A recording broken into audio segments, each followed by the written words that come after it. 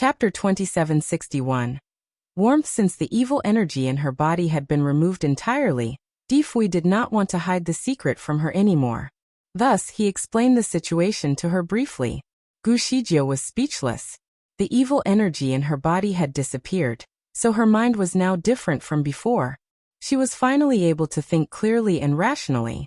When she thought of her own clingy attitude over the past few days, she felt even more embarrassed. She bit her lips and replied, "I didn't expect this mother-son venom fetus to be so powerful. I merely touched little Fox's wrist, and was already infected with evil energy. It even attached itself to my baby. That's truly terrible." She looked at the Difui again and continued, "You must have been thinking of how to expel the evil energy from me over the last few days, right? No wonder you behaved a bit weird." Difui smiled slightly and explained, "The evil energy is a form of spiritual power, and could understand people's words. That was why I could not explain everything to you." Gu Shijiu nodded in acknowledgement. "I understand." She did not blame him. All of a sudden, she seemed to think of something. "Before Hao Er came, you wanted to talk about our baby. Were you trying to persuade me to abort her?" Difui remained silent. What was her intention of asking him this question? "Shijiu, it was the last resort.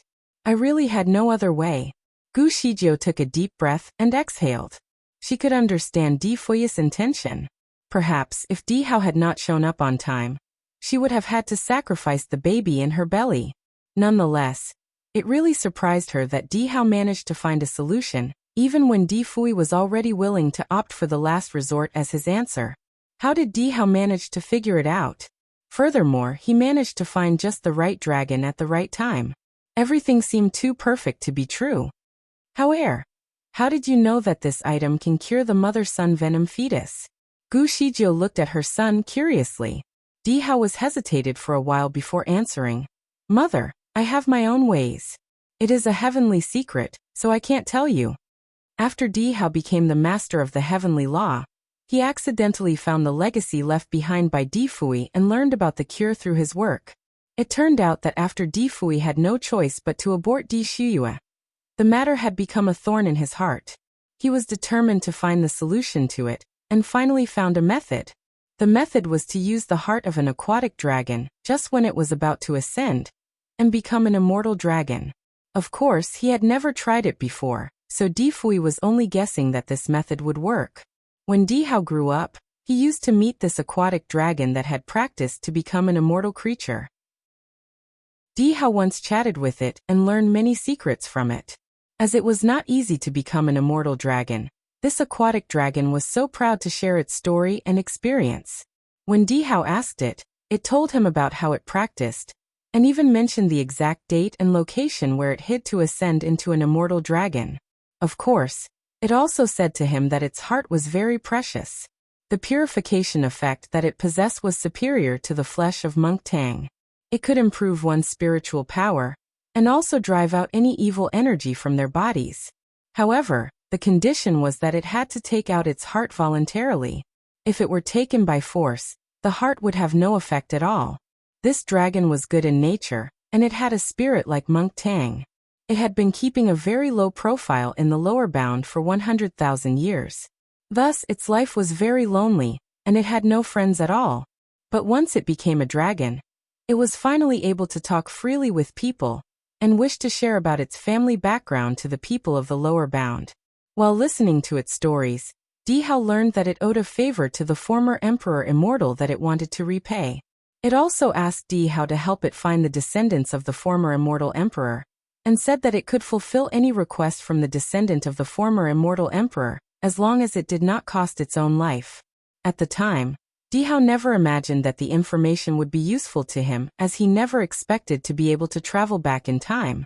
Perhaps it was destiny, and God also thought that his parents should not have such an ending. Maybe that was why he was given a chance to fix things. Chapter 2762, Warmth 2. Since it was a heavenly secret, Gu Shijiu decided not to pry any further. She simply looked at the little Di Hao, and then looked back at Difui. Her heart skipped a beat. When Di Hao was younger, she didn't pay much attention to his appearance. However, Now that he was already a 3-year-old boy, his features were certainly similar to Shin Nianmo's. The two of them really looked like a family. Nonetheless, Gu Shizhou also noticed that Dihao's eyes and eyebrows were similar to hers. Whenever he smiled, his dimples on his cheeks were also very similar to hers. At that point, Gu Shizhou was still unconvinced that Dihao was their actual son. She had not had a baby before, and was sure that the one in her stomach was her first. To complicate matters further, Dihao seemed to be able to anticipate many unforeseen events. And finally, she knew that she had a special feeling about the kid. In some ways, she felt as though the little boy was her actual son rather than an adopted one. Hence, she wondered if the boy was her son from the future that came back to the past. Gu Zijia's heartbeat raced from then onward. Without hesitation, she raised her hand and pulled Dihao to her side. "How you are from?" Before she could say the word future, Dihao put his finger on her lips. "Mother, you don't have to know where I came from. Just know that I see two of you as my father and mother." His soft finger was cold, and his eyes were blinking at a higher frequency than usual, which obviously signaled her to stop asking any further questions. Fortunately, Gu Shizhou was able to pick up the message. She smiled and replied, "Okay, we will treat you as our own son too." At the other end of things, Difui picked up a cup of tea and looked at the boy and his mother who were chatting and laughing. When the sun shone on them, it shimmered a little bit like golden glitter. It was such a picturesque moment that summed up his happiness. This scene might look very ordinary to a passerby, but for him, it was a hard-earned success. Naturally, he wanted this moment to last forever. He would not allow anyone to destroy it. His main cause for concern now was Fan Qianshi. Difui did not know where he was hiding and what he planned to do. However, if he were not removed from the equation, he still remained a significant threat to Difui. The man was the creator of the universe. Thus his skills were out of this world. At this point, Difui might not even be considered a worthy opponent to him. It would be as though he was using eggs to destroy a rock. The only way he could challenge the man would be to become the master of the heavenly law. But Difui had changed. The man looked at his fingers and wondered if he was still the appropriate master of the heavenly law. He used to take the initiative to attack all of his opponents. In the past, once he found the way to defeat an enemy, he would immediately execute it mercilessly. But now he was a little bit hesitant. Although he had no memory of being the master of heavenly law, he instinctively felt that once he returned to the position, he would not be able to enjoy such a simple yet warm moment with his kids and beloved wife. Gu Shizhou and Difui had gone through many hardships together, and they finally managed to catch a break. If possible, he wanted the present to last as long as possible. He took another look at Gu Shizhou and sighed. Swiftly, he made up his mind that it was not the right time for him to make any bold moves. Since Gu Shizhou was pregnant, it was not suitable for her to have frequent travels. He should think of their next move only after she gave birth to the baby. As for Fan Qianshi, he would face whatever problems came when the crisis arrived. Happy days always pass very quickly. 5 years had passed, and the starry crescent land had gradually turned prosperous again. Although it was not as prosperous as before, everything was certainly developing in the right direction. Gu Zijia's baby was born in the 2nd year of her pregnancy, and Difui personally helped her to deliver the baby. The little baby was very healthy. As for Dihao, he spent most of his time in the Biwu Palace. He would leave every now and then to run a few errands, but after Di Shuyue was born, Dihao stayed beside her all the time to take care of his sister. When Di Shuyue was born, she was not a genius like Shen Nianma or Dihao. Her primary spiritual power was somewhat low, as well. Perhaps, this was because of the evil energy that was attached to her in the past. Chapter 2763, Warmth 3. When Difui and Dihao were born, they were already immortals, and their spiritual power was above level 10. They could talk, run, jump, and even use their spiritual power to cast spells right after they were born. Meanwhile, Di Shuyue was an unusually small baby, and had a lower spiritual power compared to her family members. On a spectrum, Di Zuia's growth was more similar to that of a normal child. The only difference was that her progress was slightly faster. During her infancy, She was still weak and always needed people to carry her. But when she was 3 months old, she could sit on her own. When she was 5 months old, she could run. And when she was 6 months old, she started to talk. After she turned 1, Di Fui began to teach her some skills and spells. Unlike with Di Hao, Di Fui and Gu Shijiu got to experience the entire process of raising a child. There were hardships and feelings of lethargy, but there was also a kind of warmth that could not be described. It was very fulfilling for Gu Shijiu to watch the little baby grow up and learn new skills. As for Di Hao, he liked Di Shiyue very much. When Di Shiyue was still learning how to run, he often carried her around with him. After she could run, he often played together with her. Therefore, Di Shiyue always stayed around him like a mini shadow and loved addressing him as her brother. Needless to say, Di Hao enjoyed her presence and appreciated having a younger sister. At this moment he was older than her. As for the future, that was still a mystery. Di Hao had tried to recall anything he could remember about his family, but strangely, he could not recall any recent memory about his family before he crossed over to the past. Perhaps the fate of his parents and sisters was unknown now, and they would have to rewalk this path that was recreated after so many things had changed. The future could be bright for them or dark. No one knew. He could no longer be the prophet now, so all he could do was to observe and take action step by step. Of course, he also felt that this kind of life was delightful. He could stay with his parents and enjoy their care. He could also be there to watch his cute sister, who should be older than him, grow up and refer to him as her big brother. Everything was good. Perhaps, the only thing that made Di Hao somewhat dumbstruck was the fact that he had turned into an adult when he was just 3 years old. However, after he traveled back to the past, it had been nearly 6 years, and he was still a child. He seemed to have only grown a little taller, and looked like a 7 or 8 years old.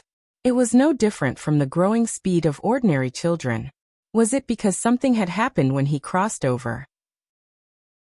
Or was it because he was always envious of other children who could be spoiled by their parents, so God granted him the chance to spend more time with his parents? In fact, he should not complain about his physique. It did not matter to him that he was a child. What was more important was the spiritual power that he had accumulated over the years. He was now only at the level of a golden immortal. Hence, if he really encountered Fan Qianshi, his only strategy was to run away. As for Di Fui, he was swamped rebuilding the Starry Crescent land. The destruction of the wizardry barrier protecting the land required effort from him, and the 4 messengers to restore. Furthermore, the people needed someone they could turn to in times of trouble. Hence, Di Fui had to appear to them as the Lord on several occasions to assure them that the future was bound to be bright. After all, Gu Shijiu was focused on her 2 children. Since there was a perfect Lord available to help her, she was naturally happy to accept the assistance. In fact, she tried to return the position of the Lord to Di Fui several times, but Di Fui firmly rejected it. Therefore, Gu Shijiu had to maintain her status as the Lord of the Starry Crescent land. However, Di Fui also told her that they would not stay there for too long. Once their children grew up and the situation in the Starry Crescent land became more stable, he would take them back to the upper bound. Chapter 2764. Father was a bad guy after all. The aura in the upper bound was significantly more vibrant than the aura in the lower bound. It was beneficial for them to cultivate up above. To return to the upper bound, they needed to travel through some peculiar place. It was okay for the 3 of them to do so, but not for Di Shiyue. She was too young and needed to be trained to level 9 before she can be brought to the upper bound with her parents. Of course, the Starry Crescent land could not be without its lord for long periods of time. So they still had to come back once every 6 months until the next lord was appointed. According to the heavenly law, Gu Shijiu needed to be the lord for 10,000 years before the next lord would appear. However, when Di Shiyue had turned 4, Di Fui noticed signs of a new lord through examining the starry array. The odd thing about it was that the new lord seemed to be currently outside of the Starry Crescent land. Despite his genuine attempt to figure out the identity of the individual, Di Fui's efforts were futile. Nonetheless, he was not worried. Since this star had already appeared, the other party would inevitably arise in 100 years or so and take over the position from Gu Shijiu. By then they could completely get rid of this burden. 100 years was not too long. They could afford to wait for it. Although Di Zuya's qualifications were not outstanding, she was also a brilliant child. She was like a sponge that absorbed knowledge very quickly. Her main disadvantage was that she was more timid and playful than they had envisioned. She was not serious in her cultivation and automatically retreated whenever she encountered difficult situations. She would even scream and cry whenever she saw a cockroach. And once she got scolded for being afraid, she would try to act like a cute little girl. If she were an average child, Di Fui would be somewhat impressed by her. He just wondered how she turned out to be so average and timid. Because of this characteristic of hers, Di Shuyue was often punished by Di Fui. The man had trained countless disciples, so he was experienced in teaching. When he was reincarnated as Shen Nianma, he suffered under Shenjuli's guidance, so naturally he was a strict teacher. Of course, Di Fui and Shenjuli had very different characters, so their teaching methods were also different. In the past, Shenjuli treated Di Fui like a sheep. He often threw Di Fui into the wizardry barrier and let him explore it and grow on his own. Shenjuli was rigorous and has compiled a lot of secrets for his son to learn systematically. On the other hand, Di Fui preferred to train his daughter as opposed to dumping her into foreign lands to find her own way. For example, Di Shuyue was somewhat fearful of heights, so she did not want to practice the flying skills taught to her by Di Fui. Gu Shijio forced her several times, but she cried so hard while hugging her leg. She cried pitifully, asserting that she was still a baby, and that people her age should be pampered instead of being forced into such difficult situations. Di Shuyue had a lovely face with big round eyes, long eyelashes, and a small mouth. She was as cute as a Barbie doll. Therefore, it was difficult to stay mad at her when she cried. Even hard-hearted people would become soft-hearted. Getting this girl was not easy, so Gu Shijio still pampered her a lot. It was a bit unbearable to see her crying so hard. Thus, she did not force her to practice. However, after Di Fui knew about this, he just smiled at his daughter. Shuyue, let father take you to the clouds to have a stroll. He casually spoke about the scenery in the clouds, which successfully evoked the kid's interest. Di Shuyue opened her small arms to let him carry her, so he took off with his daughter and went straight to the sky. While holding her safely in his arms, he used the opportunity to test her knowledge about the ability to fly. Chapter 2765. Father was a bad guy, too. Di Shuyue answered all his questions as she was very familiar with the theory of flying. She could respond well, so Di Fui was very satisfied. After that, he let her experience the scenery in the sky and raised his hand to make the clouds change into various shapes: elephants, birds, lions, and tigers. It could turn into anything that made her giggle very happily. While she was excitedly playing with the cloud-like animals, Di Fui asked her which animal she liked the most, and she pointed to the dapeng bird. Therefore, Di Fui patted her head. Good girl, let's fly on it. All of a sudden, he threw Di Shuyue to the dapeng. However, this dapeng was made up of clouds, so naturally, it could not support Di Shuyue. Hence, Di Shuyue found herself falling like a cannonball from the sky. She was so scared and cried all the way down. She thought that her father would fly down to rescue her. It was completely beyond her expectations that the man would simply smile at her from above. Good girl. You can do it. Fly. With that image in mind, Di Shuyue no longer wasted her time hoping that her father would rescue her. She did not want to crash into the ground and hurt herself. Desperately, she adjusted her body instinctively and used the flying technique that her mother had taught her. Alas, she landed on her buttocks. She was hurt and scared at the same time. Hence, she only continued crying. Her father finally flew down to her, but kept himself above the ground. He patiently watched her cry and even invited her to do so more loudly, saying that it would give a better effect. This action made little Shuyue so angry. To get revenge, she decided to stop crying at once. She blamed the father for being biased because she did not see him train Di Hao like this before. The two of them even often discussed things together and went out to work together. Most of the time, little Shuyue could not understand their conversation, which made her feel somewhat jealous of being excluded. Di Fui did not interrupt her, and let her vent all her dissatisfaction.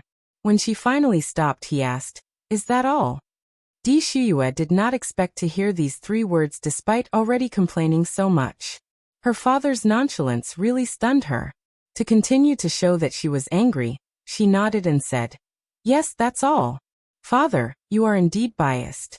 Mother used to say that men in this generation are always biased. I did not expect you to be the same." Di Fui pondered on what she had said and nodded. "After listening to you, I think I was indeed somewhat biased." Again, Di Shuyue was caught off guard by her father's response. She did not expect him to admit his mistake so easily. Feeling justified, she became even bolder. "Then father, you should change." Di Fui rolled up his sleeves and pulled her into his arms. "Well, I will try to change." He carried Di Shuyue and flew up again. Di Shuyue saw that her father admitted his mistake, so she generously said that if her father changed, he was a good father, and she would still love him very much. However, before she could finish speaking, her father had tossed her again. Since she already had an awful past experience, she could quickly pull herself together despite initially screaming at him. This time, she managed to land on her own. Father lied to her. Father was a bad guy. Di Shuyue did not cry anymore. She turned around and ran toward her mother. She did not want this deceiving father who liked to bully her. However, her short little legs could not outrun her father's sleeves. In just a brief moment, she was caught and pulled back up into the sky. Di Shuyue was crying in his arms all the way up and criticized the man for being dishonest. Chapter 2766. Father was a bad guy. 3. Di Fui smiled coldly. "Why do you believe others so easily? Since you do, you deserve to be deceived. I am a trickster that enjoys deceiving others. Instead of letting you go out into the world and be deceived by others, it would be better for you to help me cure my addiction, or at least quench my thirst in this aspect. And, today, no matter how much you cry, you have to practice the flying technique, or you can forget about going home.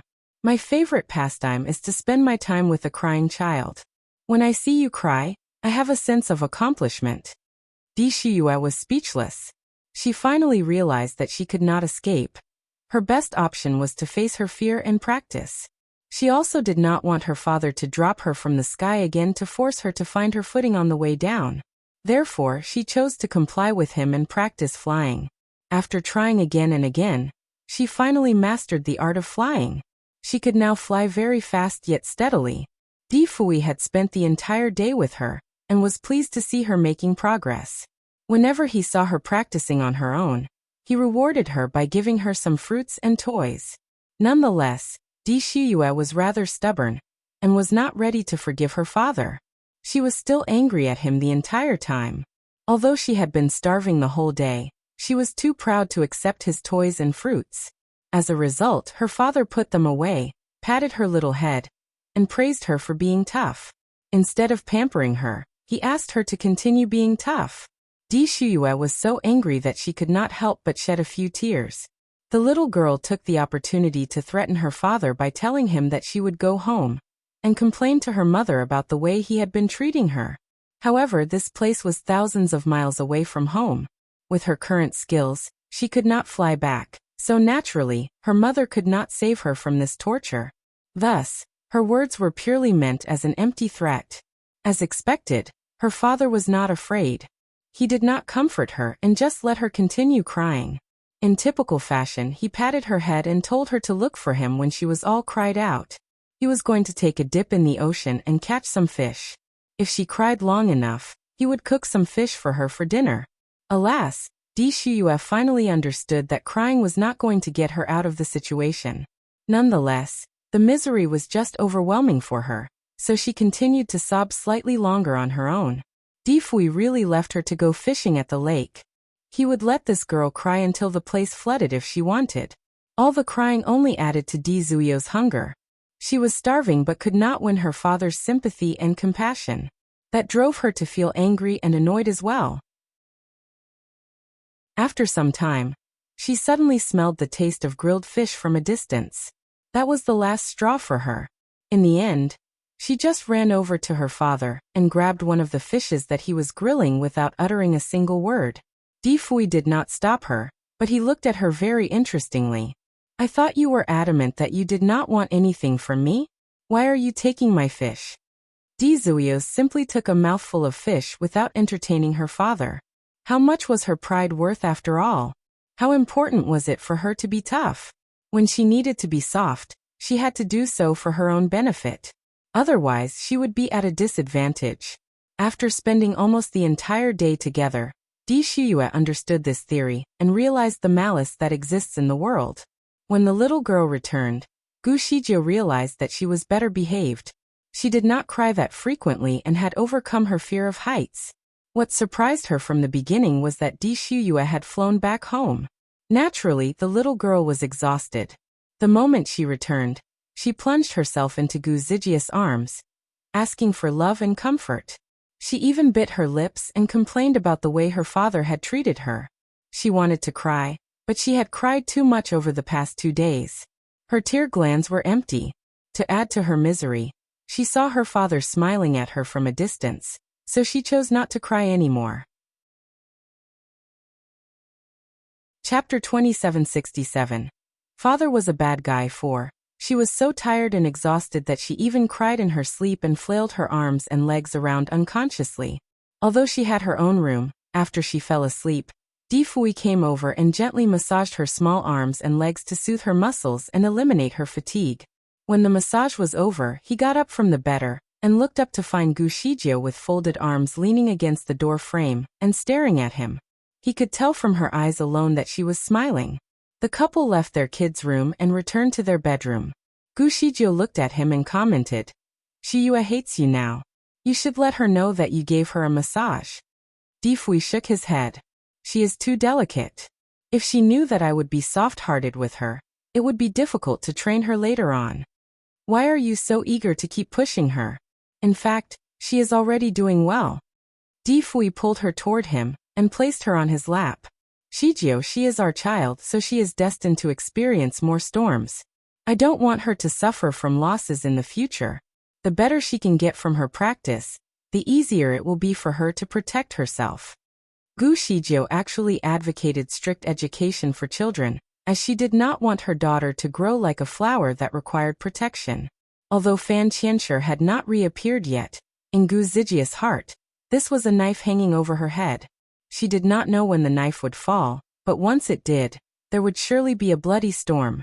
She was not afraid for herself but was worried about the 2 children. Thinking about him made her hold Difui's waist and bury her head on his chest. However, what she uttered next was somewhat contradictory. "I feel that we will be able to keep her safe with our skills." Difui raised his hand and rubbed her hair.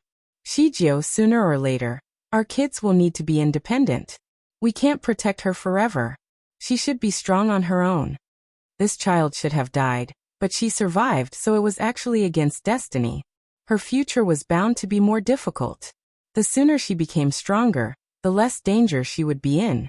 Hence, what Difui said was reasonable, so Gu Shijio gave the task of training little Shiyue to Difui. The next morning when little Shiyue woke up, she thought that she could get a hug from her mother, but ended up being dismayed as she was forced out of the residence sorrowfully by her father. She tried to ask her mother for help, but her mother did not help her this time. Instead, she waved her hand at her little girl and said, "Baby, you can do it. You are the best." Di Shiyue wanted to cry again. It seemed that her mother did not care about her anymore. As for her brother, Di Hao, who had always been very protective of his sister, he also smiled and waved his fist in the air to cheer her on. Apparently, no one was going to help her this time. She finally accepted her fate to be trained by her father, the smiling evil tiger. Gu Shijie watched the 2 of them leave, and then looked at Di Hao, who was beside her. She held her son's little hand and wanted to go back into the house, but soon realized that her son's little hand was ice cold as if it had just been pulled out from the snow. She frowned. "Why is your hand so cold? Are you unwell?" Instinctively, she raised her hand and touched his forehead, but discerned that his temperature was normal. She was not at ease, so she checked his pulse but did not find anything wrong. Di Hao withdrew his hand and said casually, I am all right. I just went to the top of the hill and had snowball fights with the muscle. Gu Shijie was less worried for a moment until she realized something abnormal about her child. It had been several years since Di Hao last grew taller. Although he looked like a 7 or 8 years old boy, which was his approximate age, Gu Shijie felt that something was not right. If his genes were as good as his father's, he should look like a teenager once he turned 3. Was his growth hindered by the fact that they were at the lower bound? Or was he being manipulated remotely by Fan Qianshi? Chapter 2768. In the dream she pondered over the possibility and looked at her son again. Di Hao was now at the level of a golden immortal, but somehow his progress seemed to have been halted. His abilities should have reached a higher milestone, but it seemed to be bound by something. However, come with me. She wanted to test her son's martial arts, so she took her to the practice arena. Coincidentally, Mu Feng and the 3 messengers were also practicing there. They had been really hardworking of late, and had all turned into immortals after having experienced a catastrophe. Although they each had the opportunity to ascend to the upper bound, they were reluctant to leave their masters. Hence they all stayed behind. The 4 messengers could imagine the lifestyle and culture in the upper bound from the way Gu Shijie and Di Fui described it. If they were to choose to ascend in their current state, they would be considered very low-ranking immortals up there. Needless to say, that was also a deterring factor as they did not want to go up and get embarrassed. Therefore, they had been practicing very hard down here in hopes that one day they will be able to ascend with their masters and be in a better position. As Gu Shijie and Di Hao approached the arena, Gu Shijie told them that she was here to test his kung fu. This made Mu Feng and the rest very intrigued, so they wanted to observe the practice at the side. Di Hao was a bright kid. When he arrived at the arena, he already knew what his mother wanted to do. Nonetheless, he paused for a moment to think about the last time he was in a battle.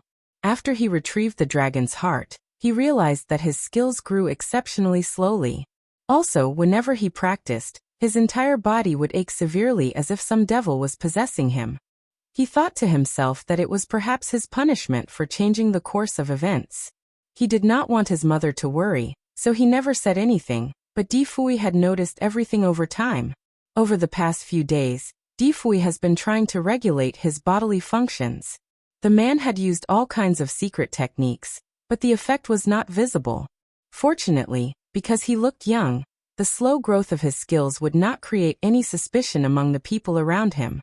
His father was the only one that noticed something unusual. As for Gu Shijie, she knew too little about her son's abilities to be able to assess whether something had changed. Furthermore, since Di Shiyue was still very young, she had paid most of her attention to her daughter instead of her son. After all, Di Hao was not one to cling on to people. In fact, he spent more time with Di Fui than with Gu Shijie. Therefore, she had not noticed her son's anomaly even though it had been present for a while. If she did not feel how cold his hand was from before, she would not have paid much attention to him. Di Hao looked at his mother, knowing that she was growing suspicious. If he did not fight with her, she would probably become anxious about his well-being. In trying to think of a plan, he paused and looked at her pitifully. Mother, I am now at the bottleneck stage of my practice. My skills have declined a lot. Please show mercy to me. Gu Shijie could not help but laugh. Rest assured. Of course, it was never her plan to hurt her son. With the exchange of pleasantries, the two of them started to fight. As expected, the fight was certainly exciting. Gu Shijie learned that although her son's spiritual power was not too high, his tricks were extraordinarily fierce and potent. They could often exert a powerful effect with only minimal spiritual power. It could be said that this kind of skill would magnify his limited spiritual power to its most significant extent. Personally, Gu Shijie had never seen those moves before. In fact, since she started off a little slower than she was capable, initially, the fight was not in her favor. Di Hao's swordsmanship was incredibly brilliant, and his moves were very sophisticated. By looking at the speed and angle of his moves, he was definitely a master. Without at least 100 years of practice, he would definitely not be able to reach this level. What was the actual age of her son before he crossed over? Gu Shijiu got distracted while pondering the possibilities and subconsciously defended her son's attack with too much force. As a result, the sword was thrown out of Di Hao's grasp. Chapter 2769. In the dream too, Di Hao's palm was hurt and it bled. Meanwhile, Gu Shijiu deeply regretted her earlier distraction. She wanted to heal him quickly. However, Di Hao retreated before she could get close to him. "No, mother. It is just a minor injury. I will be all right. Oh yeah, I have not finished the homework father gave me earlier. I need to go now." Then he sneaked away without giving Gu Shijiu a chance to stop him. The thought of him leaving did not really bother Gu Shijiu. After all, this child was generally very tough. Nonetheless, Gu Shijiu could not help but laugh at the thought of her daughter, who was on the opposite end of the spectrum. Her daughter was gentle like a princess. She would scream and cry at the slightest injury. Gu Shijiu wondered whose genes she carried. Now she was taken away by Di Fui to be trained. She would undoubtedly suffer and cry a lot. Gu Shijiu shook her head just thinking about it. Although she was somewhat distressed for her daughter, the lady was extremely sensible and could think rationally. She knew that her daughter would be all right. She remembered the time when she was trained by Di Fui too. Although he was very strict, he had so many tricks that made the training rather interesting. The process was a mix of happiness and pain. After all, Di Fui's abilities were simply unfathomable. Hence, there was no doubt that Gu Shijiu had improved tremendously under his tutelage. While reflecting on the training she received from Di Fui, Gu Shijiu recalled the tricks used by her son earlier. She definitely found his attacks to be very unique, and as a person who was crazy about martial arts, whenever she saw a new skill, she would like to study it. Her son's swordsmanship reminded her of the solitary sword that Ling Huchong practiced in the story Swordsman. In the story, Ling Huchong found himself injured to the point where he was not able to stand properly. However, with a sword in his hand, no one could even get close to him. He could kill people as easily as cutting vegetables. Gu Shijiu somehow felt that Di Hao seemed to possess a similar trait. Given her unparalleled memory, Gu Shijiu was generally good at remembering the moves of her opponents. However, she found Di Hao's moves to be rather complicated to recall precisely. Either that or there was a mysterious force attached to his fighting that prevented people from being able to remember his moves clearly. Nonetheless, Gu Shijiu could still remember part of it, so she decided to practice those moves until the rest of it came back to her memory. Mu Feng and the three other messengers had a strange feeling about the fight. It was even worse for them as Di Hao's moves were like magic. They could not understand how he did each move, and also could not remember what he did. Hence, they were very impressed when they saw Gu Shijiu attempting to replicate it. Her dress fluttered in the wind, which made the scene look rather awe-inspiring. After an hour, Di Hao returned to the practice arena, and saw that Gu Shijiu was still there, and practicing her swordsmanship. He was stunned and decided to pay attention to what she was doing. The more he watched, the more shocked he became. It seemed that his mother was able to almost replicate his every move in its entirety. What she lacked was practice. It was indeed remarkable that Gu Shijiu actually remembered the steps that only the master of the heavenly law was supposed to know. Other than her, no one else knew how to practice the same way that the master of the heavenly law did. It would not be surprising to Di Hao if Di Fui could remember the moves as he had probably learned it before at some point in his life. However, Gu Shijiu was only the lord of the Starry Crescent land. How did she manage to bypass the heavenly laws and achieve such a feat? Even though her moves still needed to be refined, Di Hao already found it amazing. Who was his mother? What was her original identity? How could she have this strange ability? Di Hao found himself in deep thought just watching her.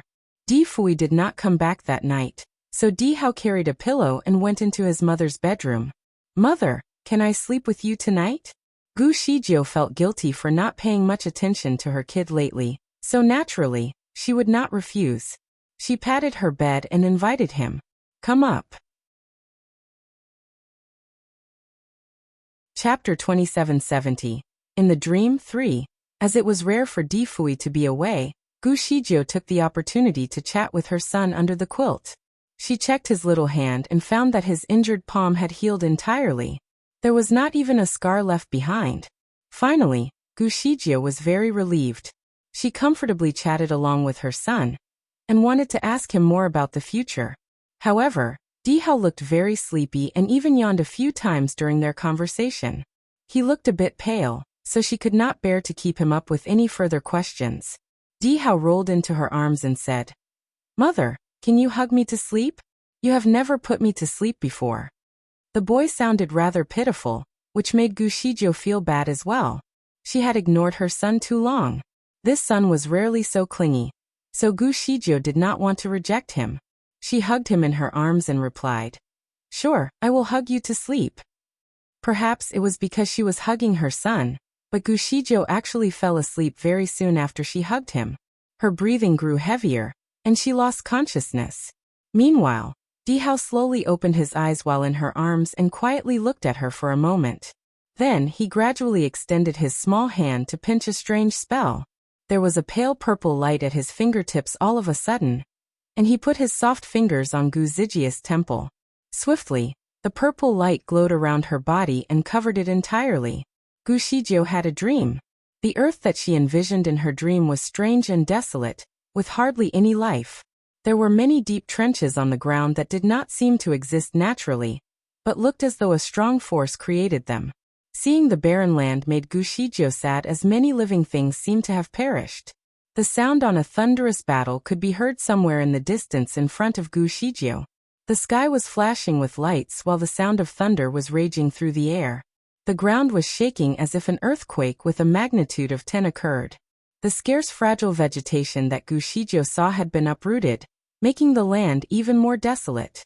She squinted her eyes to focus her vision, and noticed that there was a group of people who were killing each other somewhere ahead of her. To be precise, 3 people were being chased by a group of orcs. These 3 people seemed to be a couple and a child, and the child was about 3 or 4 years old. When Gu Shijie arrived, the couple had been seriously injured and were dying. Nonetheless, the child seemed to be safe. There was only a split wound on the child's small arm, and it was not serious. Gu Shijie frowned as she magically retrieved a white sword in her palm. She attacked the group of orcs at once. She was skilled at wielding a sword, and her attacks could typically destroy an entire mountain. Hence, those orcs did not have any chance to fight back. After a few were killed, the leader shrieked and commanded the rest of his clan to run away. The couple survived. They struggled to get up to thank Gu Shijie, as they could not even summon the strength to do so. The 2 of them seemed to be on the verge of dying, and Gu Shijie could not save them. The couple seemed to know this too. They only desperately stared at their child and said, "Please, please take care." He pointed his finger at the child when he died. The woman seemed to want to say something, but she was too weak to talk. Her eyes rolled upward.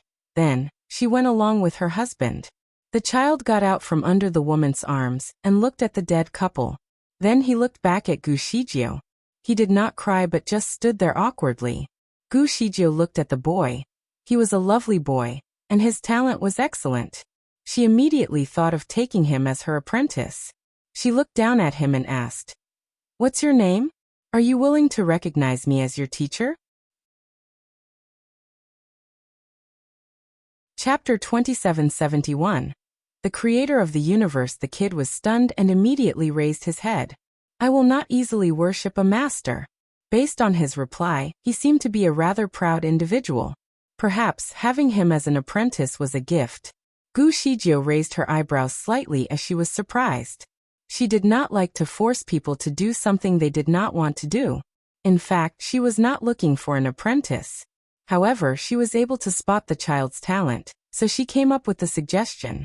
Since the child seemed reluctant, she was too lazy to pursue the matter further. She nodded her head and sighed. "You are an ambitious boy. You don't have to recognize me as your master." She turned away and left. What was the world was like now? God, immortals, devils, beasts, humans, and perhaps even ghosts coexisted. They fought with each other and brought chaos to the entire world. Gu Shijie was determined to find out why all this had happened. She did not know why she lost a lot of her skills as well, and was left with less than 20% of her spiritual power. Originally her skills were at the level of a great deity, but now, she was just about the same as a lowly immortal. The child never thought that she would turn and leave. He was stunned for a moment as everything happened so swiftly. The child merely bit his lips but did not chase after her. He looked around and saw the different beings fighting against one another. The immortals did not like the demons, and in return, the demons wanted to get rid of the immortals too. The humans looked down on the ghosts, and the ghosts often harmed humans whenever they could. As for the orcs, they would side with whoever is beneficial to them. They would sell their loyalty to whoever was most powerful. They had bodies as hard as copper and bones as sturdy as iron. They had endless strength and power to move mountains and reclaim the sea. They were also the race that every ethnic wanted to kill. To conquer the world, these races fought crazily and developed a deep hatred for one another. Once they encountered each other, they would start to battle until the day ended or one party died. While Gu Shizhou walked around to study the area, she had intercepted more than 10 battles. She was somehow tired from all these interventions, and did not quite understand why the world had become so strange to her. Before she went to sleep, everything was fine. All ethnic groups could live together in peace. Now they were all segregated and against each other. Suddenly, something was stirring in front of her. Several figures seemed to be on their way to do something, but as soon as they saw Gu Shizhou, who was squatting on the roadside, they stopped. Countless eyes fell on her. Gu Shizhou frowned. These people were all big and round. Some of them had long horns on their heads, and others had scales on them. Although they were humanoids, they were obviously orcs at their core. Among them was a kid. That kid was the proud little guy that she had encountered before. At this moment, he was carried by a tiger-faced big man. Apparently he was a prisoner. When the kid saw Gu Shizhou, his eyes lit up slightly. He opened his mouth as if he wanted to call for help, but decided not to say anything. A few of the fights that Gu Shizhou encountered were related to the orcs, so she was having a headache when she saw them. Frankly, she did not like them very much. However, what even more disturbing to her was the fact that these orcs were only covered with a piece of animal skin on their body. When they were watching her, the thing at their crotch area had actually straightened up.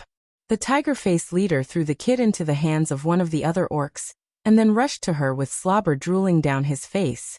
Such a beautiful little fairy. Come with us. Gu Shizhou was speechless. She unsheathed her sword at once. Chapter 2772. The creator of the universe, too. Although her spiritual power was not as good as before, her ability to wield a sword still remained. Once her sword was in her grasp, she was invincible. The skills possessed by this group of orcs were much better than those that she had encountered before. Nonetheless, they were not her true opponents. After a short melee, 5 out of the 8 orcs were killed by her. Initially, Gu Shizhou was compassionate and did not want to end their lives unnecessarily. However, they were too cumbersome to deal with after a while. They often used horny words to tease her in the fight, and even used low-class tricks to attack her, such as attacking her chest. It was a disgrace to keep such creatures in the world. Therefore, she made up her mind to eliminate them all. The remaining 3 orcs realized that they were not able to challenge her, so they suddenly had an idea and used the kid as a hostage to force Gu Shizhou to surrender. Gu Shizhou glanced at the kid and asked, "Who's he? Why would I surrender myself because of him?" The leopard-faced orc, who was holding the kid, seemed to be a bit surprised. "You don't know him? He is the most wanted person in the 6 realms. Even your Emperor Immortal is desperately looking for him. We are bringing him to your celestial kingdom as a wager." "Why do they want him?" Gu Shizhou glanced at the kid's face and wondered. "He is the most talented person in the world. No matter which faction gets him as their apprentice, it would be a great achievement. In the future, he might be able to unify the 6 realms." The leopard-faced orc then placed his sharp claws on the kid's neck. "The Emperor Immortal specifically ordered us to keep this kid alive. Whoever hurts him is an enemy of the whole celestial kingdom. How daring are you to go against the Emperor Immortal's will?"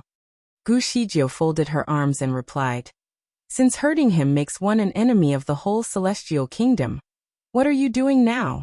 Are you planning to tickle him?" The leopard-faced orc snorted. "Our orcs naturally do not have to follow the will of your emperor. Even if we kill this little guy, The Emperor Immortal will not dare to give us a difficult time. Gu Shijio looked at them casually and continued. What is your request? The three orcs felt that she finally felt threatened, so they all breathed a sigh of relief. They originally just wanted her to spare their lives. But now they wanted more. They asked Gu Shijio to break one of her arms, and then kowtow 3 times to them. Gu Shijio chuckled. I originally thought that this kid was useful enough to spare your lives. However, you missed the opportunity to save yourself. Such a waste. In an instant, Gu Shijio seemed to disappear in front of their eyes in a flash. The 3 male orcs had not seen her reappear yet before they saw 1,000 stars in front of their eyes. All 3 of them fell to the ground. The leopard-faced orc still had some sense left in him. Before he died, he used his sharp nails to scratch the kid. The orc's nails were obviously poisonous, so the kid's face instantly turned blue. After Gu Shijio settled the orcs, she pulled the kid over and treated his wound for him. After her fingers touched his wound, the poison was automatically dissolved. The kid seemed to still hold a grudge against Gu Shijio for abandoning him earlier. He bit his lips and proudly said, Now that you know who I am, even if you heal for me, I will not necessarily worship you as my master. Unless... Gu Shijio did not need to hear the rest, so she said, I do not plan to take you as my apprentice anyway. The kid was stunned and opened his mouth slightly. He could not believe her. Liar. Humph. Are you trying to fool me? Was this kid so proud of himself? Nonetheless, since everyone in the 6 realms was fighting for him, perhaps he had the right to think of himself that way. Chapter 2773. The Creator of the Universe. 3. Gu Shijio genuinely did not want to accept the boy as her apprentice. After all, this kid was obviously stubborn and not easy to be trained. To avoid wasting any more time, Gu Shijio patted his shoulder, turned and left. The kid was stunned for a moment and finally realized that the other party really did not want to accept him as an apprentice. He thought about what had happened for a while and decided to catch up with Gu Shijio. He stopped right in front of her and said, Since you have saved me twice, I can tell you my name. There is no need. I am not interested. The kid's face turned green. It was probably his first time being rejected so many times by the same person. He raised his voice as Gu Shijio continued to walk away. Since I said that I want to tell you, I must keep my promise. I am Qianshi. That's a nice name. Good for you. Gu Shijio patted his head, turned and left. The boy really could not believe that Gu Shijio had no interest in him at all. He watched her back as she walked away and stamped his foot on the ground. Hey little fairy, what is your name? When I get stronger in the future and dominate the 6 realms, I will repay you for what you have done today and promote you. This kid spoke like he was giving her the greatest gift in the future. He made it sound like it was only a matter of time for him to be the ruler of the 6 realms. It was likely that the kid's ego had been inflated after being pursued by everyone to be his apprentice. Frankly, he was an excellent seed to sow and nurture, but he was simply too arrogant. If he continued to behave this way, the end result would be bad. After listening to his last sentence, Gu Shijio stopped abruptly. The idea of accepting him as her apprentice lingered again in her mind. She thought that since he was the creator of the universe, it was her responsibility to direct this kid in the right way since he might affect the future of the 6 realms. Slowly she turned around and asked, Qianshi, I will ask you once again, do you want to worship me as your master? Having heard that question, the child immediately turned arrogant again.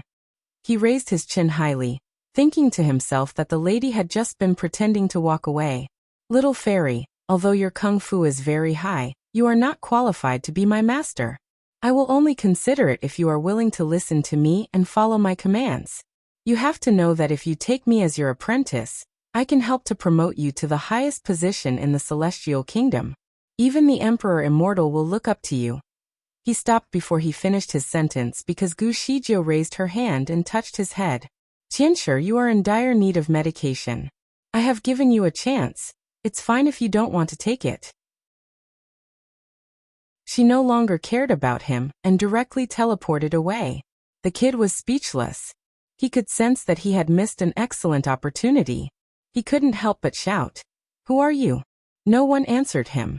He clenched his fists in disappointment and said to himself, I will go to the celestial kingdom and worship the most powerful immortal as my teacher. Little fairy, I will make you kneel at my feet.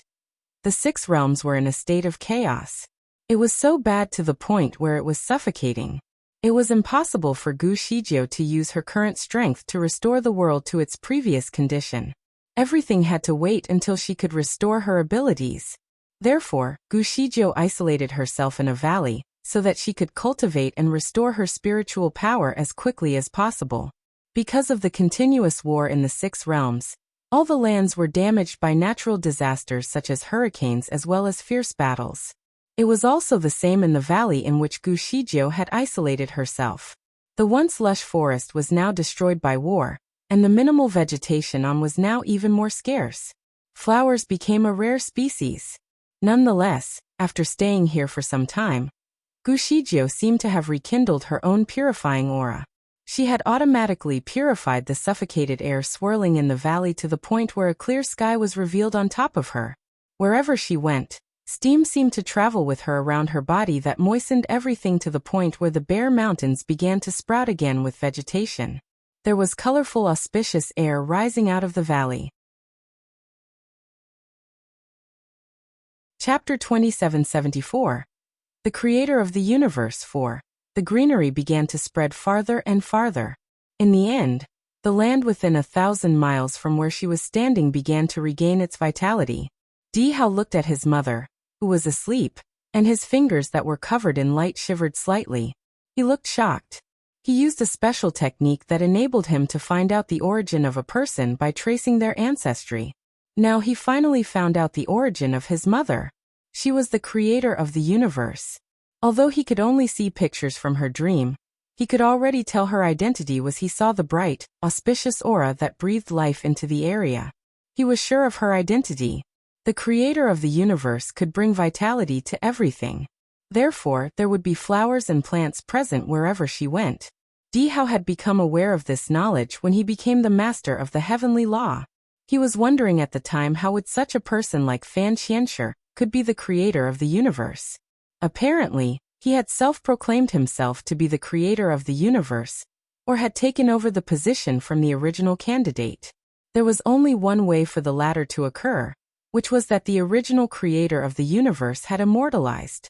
Di Hao took a light breath and continued to think about this matter. Even his father, as the former master of heavenly law, did not know about this because he always believed that Fan Qianshi was the creator of the universe and often played chess with him.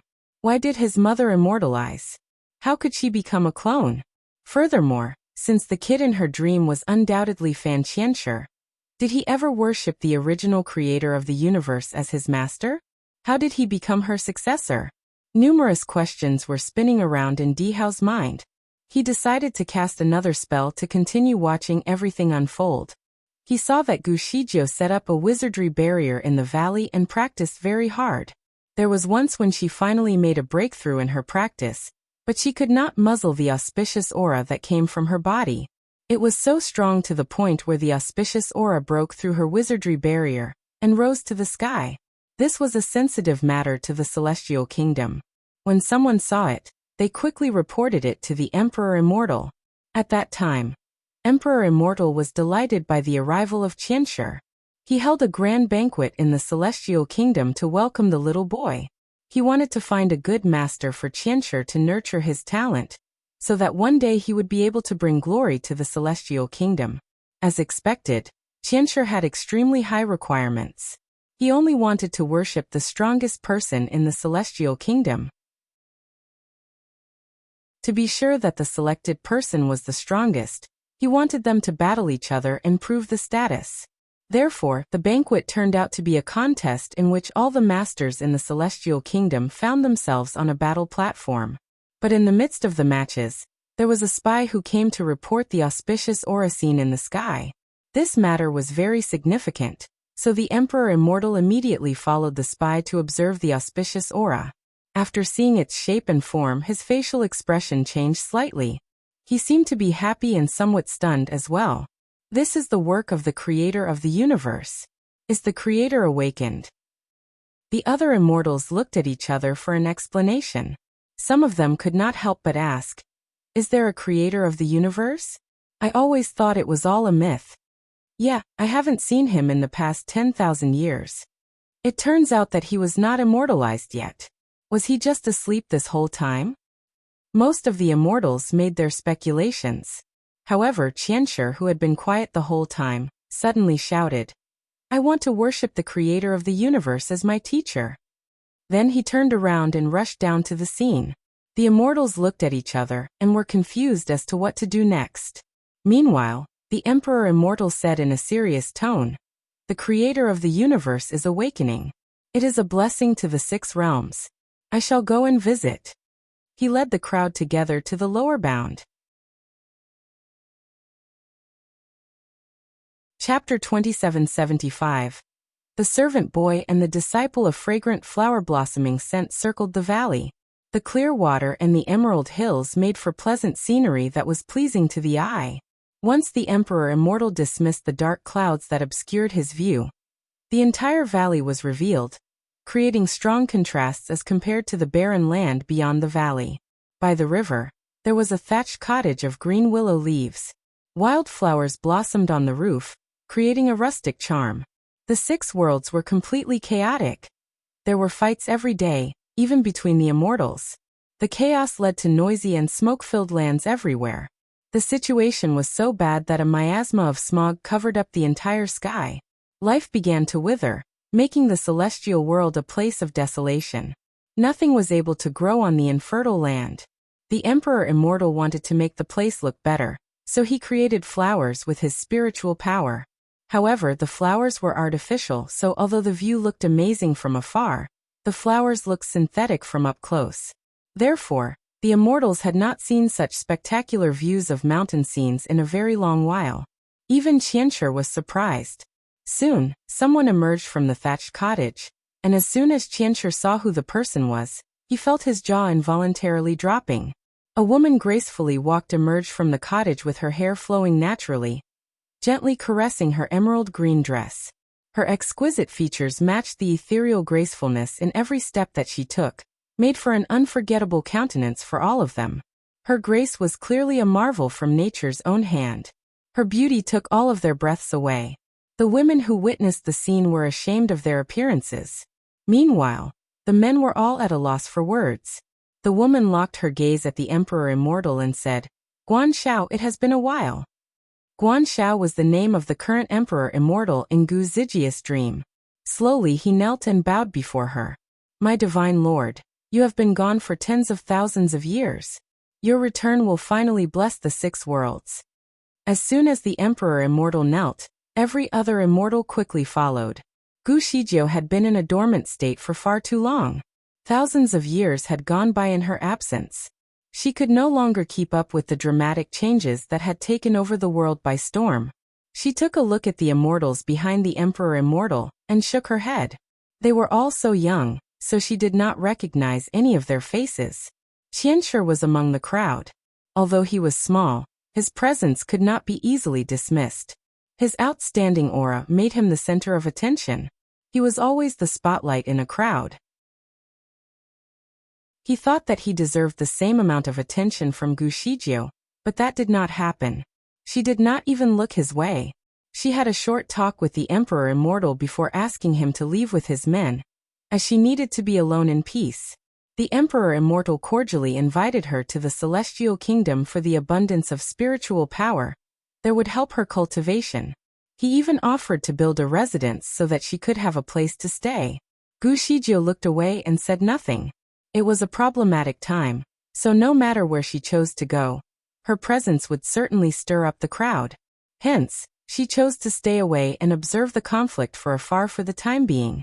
The Emperor Immortal did not force her into accepting his kind offer.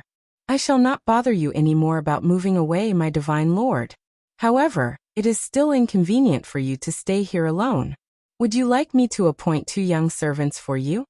Gu Shijio thought that it was a troublesome suggestion and declined it. However, a boy suddenly interrupted. "Why do you need a servant boy when I can be the Divine Lord's disciple? I shall stay by her side and help her with her needs." Qianshi was the most outstanding candidate among the crowd. He looked at Gu Shijie with eyes full of hope and continued, "My divine lord, I am a rare talent that is very hard to come by. For a while now, I have been looking for someone to be my master. Fate has brought us here today. I assume that you are going to take me, right?" Chapter 2776. The Servant Boy and the Disciple. 2. Gu Shijie kept her stance on the matter. "I will not accept any disciple." Qianshi was shocked that she shut the door in his face. He was certainly not used to being rejected. Swiftly, his inner child's instinct kicked in. "My divine lord, you said that you were going to take me as your disciple not long ago," he gently reminded. Gu Shijie softly replied, "As I said before, I would only offer the opportunity once. If you missed it, you missed it." Qianshi's face flushed crimson with embarrassment. "I did not know about you back then." Gu Shijie finally looked at him properly, but with judgment in her eyes. "Did you just agree to acknowledge me as your master, because you found out my identity?" No. Qianshi stammered. Gu Shijie continued to look at him sternly with an expression of disapproval. "Other than your ability to fawn upon the powerful, you have also disappointed me with your bad lies. Your talents will not do you any good." Qianshi blushed at the unexpected reprimand. He wanted to explain himself, but did not know what to say. His thin lips were pinched into a tight line as he felt wronged. Soon, tears started rolling in his eyes. When he first saw Gu Shijie, he knew that she was the one that he would call his master. However, he was too arrogant to ask for a favor. He rejected Gu Shijie at first only, because he was hoping that she would ask again. To his surprise, she did not. Determined, he decided to venture into the celestial kingdom in search of a master. He wanted to show Gu Shijie how good he actually was, so that she would regret not accepting him as her disciple. As it turned out, he was the one who bore the remorse. All was not lost yet for the boy, as the Emperor Immortal stood up for Qianshi. "My divine lord, the child is extraordinary. He has no parents, as he is the product of the pure essence of heaven and earth. He was born with a remarkable level of spiritual power, which makes him a rare talent. If you can train him well, he will be blessed with a great future. The 6 worlds are in a mess right now. Many lives were lost in these troubled times. In order to restore peace, we need a leader to reinforce law and justice. A divine lord's disciple will be the perfect candidate. The boy is young, but he has been through some really hard times for being wanted by every party. Many bad things have taken away his innocence as a child, thus making him a little isolated. However, he is still a good boy. All he needs is a good mentor." Gu Shijie interrupted. "Guan Xiao, you have talked too much. I know what I am doing. You should stop now." After a long pause, the Emperor Immortal finally stopped talking about the boy. He sincerely apologized, was overstepping the line. "You are right. I have no place to meddle in this matter. Perhaps we should talk about it later. My divine lord, you have remained dormant for so many years. A lot has changed about the universe, so you will probably need some help to catch up. I can send 2 servants who are both smart and knowledgeable, so you can ask them questions when necessary. Also, they can help you out with your chores. It will be great if you can mentor them in your free time. What do you think?" Quietly, Gu Shijie considered his suggestion. The Emperor Immortal seized the chance and looked through his squad to select 2 smart-looking immortals who would be assigned to Gu Shijie as her young servants. They had to be the best-looking of the lot. Qianshi took the first step and volunteered himself. "I agree to stay and become a servant boy." Shocked, none of the crowd, not even the Emperor Immortal, saw this coming. The arrogant child would not usually submit to anyone so easily. The Emperor Immortal looked at Gu Shijie in bewilderment, while waiting for an answer. Gu Shijie slowly added, "Even if you stay, I will not accept you as my disciple. Don't waste your time here." Chapter 2777. The Servant Boy and the Disciple 3. Qianshi still felt embarrassed. "I understand," he firmly said. "I only need a servant boy. I can be your servant boy." Both of the boys chosen by the Emperor Immortal are not even half as smart as I am. Moreover, I have traveled enough to know better than them," Qianshi added while pointing at the boys. Timidly, both of them said nothing. They were too scared to talk back. Eventually, the Emperor Immortal assigned 2 children to be Gu Zijia's servants. There was a boy and a girl. Qianshi was the boy. The girl was a match for Qianshi, whose name was Wu Qianyan. At this point, the tracing spell had begun to burden Di Hao. His forehead was completely drenched in sweat as he buried his head in Gu Shijio's arms while pondering over his problems. He never knew that his mother was somewhat related to Fan Qianshi in such unexpected ways. Also, the girl named Wu Qianyan caught his attention too. He needed to figure out if she had anything to do with Wu Wuyan, the woman by Fan Qianshi's side. At that point in the dream, Fan Qianshi seemed very desperate to become Gu Zijia's disciple. Di Hao could not help but wonder if he had made it. After giving it some thought, Di Hao had a feeling that Fan Qianshi made it in the end. First of all, Fan Qianshi was indeed a rare talent.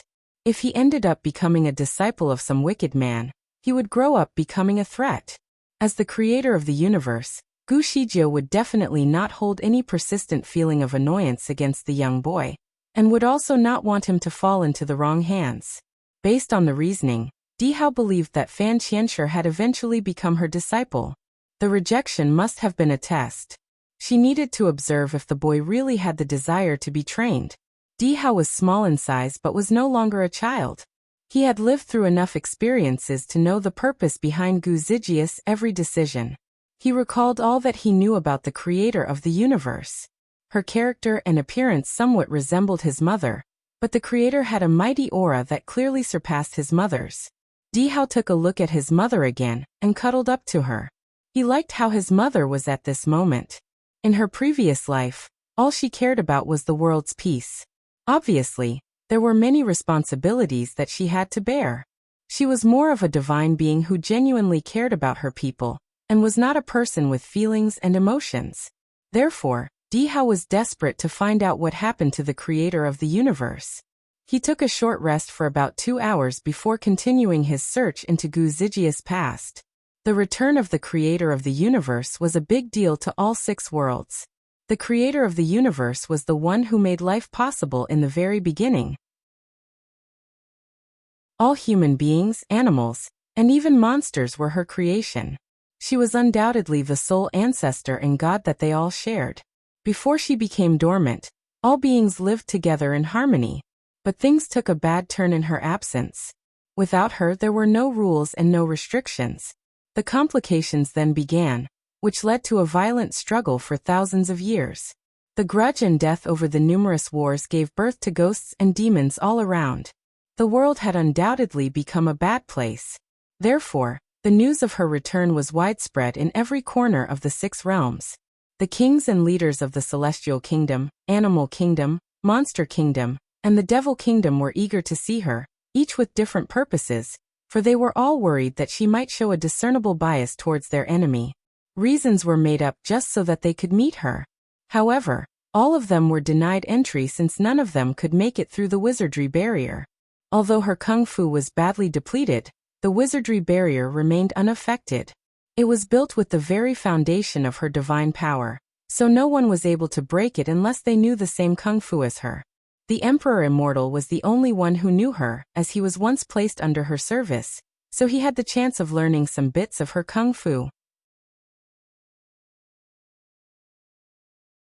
Chapter 2778. Acknowledging a master, the creator of the universe had awakened, but it seemed as though nothing had changed. She kept herself within the wizardry barrier that she created and refused to see anyone. No one knew what she was planning to do, so none of the kings or leaders dared to act recklessly. Instead, they tried to collect as much information as they could about her, so they knew what they were dealing with. However, there was nothing much they could study about her. Everything about her was long forgotten over time. The Emperor Immortal was the only one who knew a little bit about the divine being, but he never shared anything with anyone. All of his followers were strictly told to stay away. Eventually, the kings or leaders from other kingdoms took the Emperor Immortal as an example and became worried. The only being that was able to intimidate the Emperor Immortal to stay quiet must be truly exceptional. They assumed that the divine being must be so exceptionally powerful that she could simply change the world with a snap of her fingers. Meanwhile, Gu Shijio had interrupted a few battles when she first woke up from her long sleep. So the survivors of the battles gave enormous publicity on how great and powerful she was when she saved them. The survivors trumpeted their victory to warn anyone against any potential invasions. As for the losers, they needed to publicize her power and use her interference as an excuse to cover up the fact that they were incompetent to win the battle. Within months, her name was well spread to every corner of the world with slightly different versions of the same story. All this happened even though she had barely done anything. The only thing they knew about her was the fact that the creator of the universe disliked having disputes. Hence, they did not want to make any moves before finding out more about her. The hostilities ceased, and normal life was finally resumed. Within the wizardry barrier, Gu Shijio finally stopped meditating and walked away from the tranquil little cottage. All the shrubs had blossomed beautifully. Her servants, Qianshi and Wu Qianyan, were busy collecting the herbs. Qianshi was a very smart boy. Even though Gu Shijio only taught him a little about medicine and the characteristics of different herbal plants, he immediately mastered the skills of cultivating the plants and managed to grow the herbs in perfect condition. Wu Qianyan, on the other hand, lacked such talent. Her section of the herbs in the garden did not grow well under her care. As soon as they saw Gu Shijio, both children approached and greeted her with a bow. "My divine lord." Gu Shijio nodded at them, and her eyes then lingered on the herb garden suggestively. She took a look at Qianshi and saw the solid confidence on his face. He was looking at her, patiently waiting for her compliment. However, Gu Shijio did not say anything to him. She then turned to look at Wu Qianyan and said, "As I said, any failure in the herb plantation would result in punishment." Wu Qianyan knelt before her.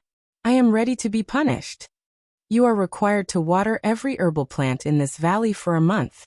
If the herb garden remains dull, you will have to suffer the pain of being poked with 1,000 needles." Wu Qianyan's face went pale. "Yes," she firmly acknowledged. At least 1,000 pails of water were needed to water the plants in the entire valley. Given that the stream was quite far away from the herb plantation, Wu Qianyan would have to work all day and night to fulfill her mission. It was not easy, and if she failed, the punishment of being poked by needles was nothing less than the pain of having her flesh slashed apart, piece by piece. Qianyan and Qianshi both witnessed the cruelty of such punishment before. Death was a better and easier way out than the savage torment. Those who suffered screeched with pain throughout the entire sentence. "I will be away for a month. I expect to see a good result a month from now." Gu Shijio left a message before vanishing into thin air. Qianshi could not hide his disappointment. He pouted his lips in discontentment but did not speak. Meanwhile, Wu Qianyan walked towards him with a desperate call for help. "Qianshi, could you please help me? I tried to keep these plants alive, but I don't know how." Chapter 2779. Acknowledging a master. 2. Qianshi was not interested in helping her. "You're so stupid," he criticized before leaving her behind. Wu Qianyan knew that he had to rely on herself. She was not allowed to use any spells within the valley, so watering the plants had become a physical chore. Wu Qianyan was petite, so her physical strength was obviously not as strong as her spiritual power. Planting the herbs was tough enough, but carrying the water all the way to the herb garden was even tougher. She supported the pails on her shoulder and staggered off, puffing and blowing from the strain. Unfortunately, despite her best efforts, only 2/3 of the garden was watered after laboring all day. Her shoulders started aching, and even her feet had turned soft. Nonetheless, her work incomplete. Panicked, she started crying and imagining the consequences of her failure. While she was carrying the water up the valley, her tears were already rolling down her cheeks. However, she stepped into the herb garden and saw something unbelievable. Somewhere in the plantation, Qianshi could be seen squatting in the bushes and taking care of the plants for her. Apparently, he finally agreed to help. Wu Qianyan's eyes glistened with hope. As she walked toward him carelessly, she slipped and almost rolled over the herbs. Fortunately, Qianshi's agility had saved her from the misery of crushing the plants. He quickly held onto her arm and steadied her from slipping any further. Thank you. Thank you. How stupid. Qianshi let go of her arm and wiped away the dirt on his hands, as if protesting that Wu Qianyan was filthy. He continued to help her with the 2 pails of water, and watered the part of the garden where she had yet to reach. Wu Qianyan quietly followed him around. How much more have you yet to water? About 10 acres. With your speed, you will have to work all night. Wu Qianyan sounded a little helpless as she explained. I have already tried my best. Qianshi did not comment any further. Quietly, he went to take another 2 pails and helped to fetch water from the stream. Wu Qianyan was happy that he could help, though he had not been entirely nice to her. Without wasting any time, she joined him to fetch more water. In one corner of the herb garden, Gu Shijiu finally revealed herself. She seemed troubled by her own thoughts. With a sigh, she let out a quiet murmur. The child is not too bad. At least there is hope. If I focus on his good side and train him well, he will be a man of great ability and tremendous potential. Perhaps he can take over my position. The bright moon was already hanging high up in the night sky as the 2 children continued carrying pails of water to the garden. Gu Shijiu had cast an invisible spell, so none of them spotted her presence. She watched as the children came and went for about 4 hours before the entire herb garden was sufficiently watered. Once it was done, Wu Qianyan expressed her gratitude for Qianshi's help, but he did not take it well. I am not trying to help you. I am only worried that the Divine Lord's herb garden is lacking proper care. Before he went away, he offered Wu Qianyan a tube of medicine. Apply this on the skin at your shoulders. It will soothe the blisters. Otherwise, you will not be able to carry the water on your shoulders tomorrow, and will fail your mission. The 2 children finally went to bed. Gu Shijiu sat down by the ridge of the field while she quietly observed the sky. She then took a look at her own hand. Her fingers were slender and exquisite, but were so pale that her hands were almost invisible. My spiritual power is getting worse by day. I wonder if I can ever find someone to replace me before my immortalization. When will the next guardian come by? Is Qianshi the one? She seldom talked to the boy, but she never ceased to observe him from a distance. The result of her observation was quite satisfactory. At the very least, the books that she had offered to him were not wasted. Although she never made it clear that he was her disciple, she still offered him some books and materials that could help him in the development of his character, through different methods of cultivation. For the past month, Gu Shijiu assigned complicated tasks for the children to fulfill. Usually, Qianshi could always accomplish the task given fairly quickly and well. As for Wu Qianyan, she could hardly reach the minimum expectation, and her tasks were mostly left unfinished. Qianshi would still help her, though he always complained about it. Chapter 2780. Acknowledging a Master 3. To make a better decision as to who to appoint as her successor, Gu Shijiu had done some research on Qianshi's background. He was indeed created by heaven and earth without any biological parents. He was discovered on a stormy night. Someone found him in the wilderness and became aware of his unique physique, thus initiating the fight between different parties for him. The couple that she met the other day was from the Celestial Kingdom. They were assigned to hold the genius boy captive. As expected, the child was never taught how to behave properly. He had only been involved in endless fights that opened his eyes to the bad side of humans, which was why his personality was a little odd. With this in mind, Gu Shijiu continued to contemplate the future. She looked at the sky and was completely at ease. She was not bothered about the fact that immortalization was beginning to dawn on her. In reality, Dihao was baffled by what she said. He realized that the creator of the universe had indeed vanished, and the role was taken over by Fan Qianshi. Surprisingly, Gu Shijiu had foreseen her own death. Her immortalization could possibly be from a natural cause. Was Fan Qianshi really the perfect candidate for her? If so, how did Di Fui's role as the master of the heavenly law come along? Dihao was very curious about what happened next, so he continued to look into her past. Gu Shijiu had been putting Fan Qianshi through a series of tests for 2 years straight, troubling him with all kinds of problems and complications. It was easy for Di Hao to understand and sympathize with Fan Qianxi's predicament. Things were made intentionally difficult for little Qianshi. He burst into tears a few times, but he would always stand up strong again and face his challenges with courage. Whatever the task was, he would do his best to execute it to perfection. Although Gu Shijiu had not formally acknowledged him as her disciple, she still taught him the things that she knew, which mostly revolved around spells. He was able to learn all kinds of things, from alchemy to medicine, and ways to grow herbs. Little Qianshi was indeed a young genius. He could learn everything almost instantly, especially in the medical field. This boy was born with a talent in medicine. The pills that he produced from the alchemy were incredibly effective, even better than the ones produced by the professionals in the Celestial Kingdom. Visitors to the valley came in an endless stream to request for the pills that he made. Perhaps it was under Gu Zijia's influence that he made a positive change in his behavior. He was no longer as arrogant as he used to be, and was humble when meeting people. Also, he no longer talked harshly to Wu Qianyan. For many times, Gu Shijiu would take him along to see the outside world while having their appearance disguised. Whenever something happened, he would always stand up for the just. The good side of his personality started to shine through, and became much better than his former arrogant self. In the third year, there was an incident that changed her mind about accepting him as her disciple. While they were traveling, a group of unknown and yet powerful strangers suddenly attacked them. About 110 enemies showed up altogether, each equipped with great power and strength. All of their looks were disguised as they emerged for the ambush. Gu Zijia's level of spiritual power remained only a fifth of her former, stronger self, so defending herself became quite a difficult task. Although she managed to kill most of them, she in turn was severely injured. It was Qianshi who risked his life to save hers. He took her on his back while trying to fight a way out of the ruthless killings. He took the chance and used the ground drilling technique in an attempt to escape to a safe place.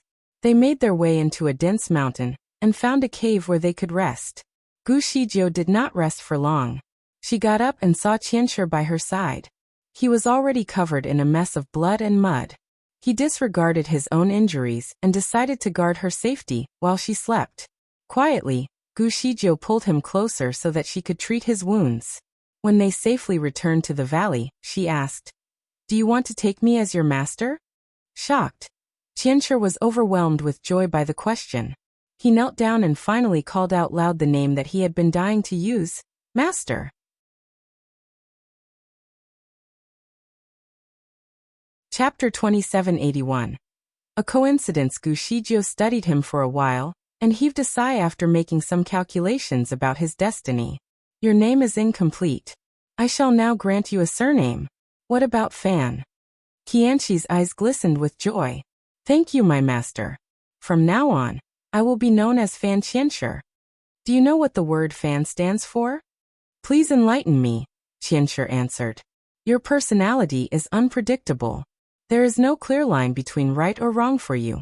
At times, your way of dealing with a situation may get a little too aggressive.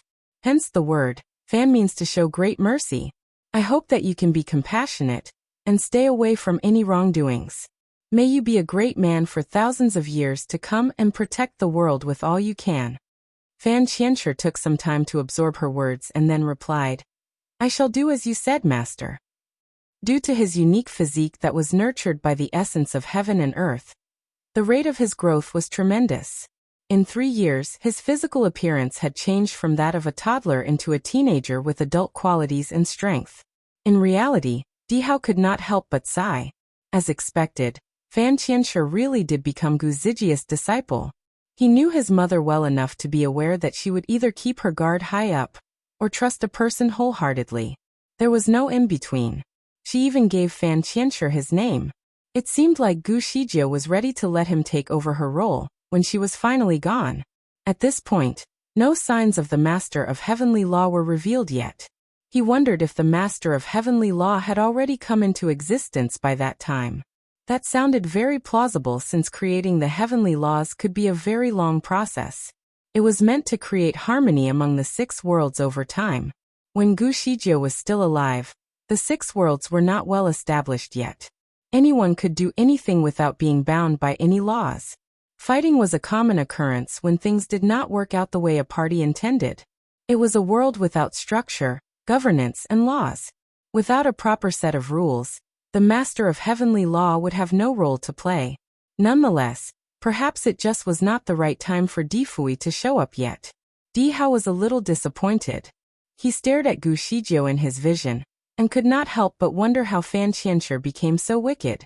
He decided to keep watching to find out more because as far as he was concerned, Fan Qianshi was not a bad person when Gu Shizhou took him under her apprenticeship. Fortunately for Dihao, the tracing spell that used had the features to speed up the images in his vision, or even rewind to help him see the details better. His vision was brought forward across the timeline. A decade had passed, so Fan Qianshi and Wu Qianyan had been with Gu Shizhou for 10 years now. Over the past decade, Gu Shizhou had been very mysterious and kept a very low profile. She never met any of the kings or leaders. When she had to travel somewhere, she would always use the facial disguise technique to cover up her identity. The wizardry barrier that secured the valley, on the contrary, had become stronger and brighter in time, so no one dared to cross the line. Nonetheless, in actuality, Gu Zijia's kung fu did not improve at all over the last decade.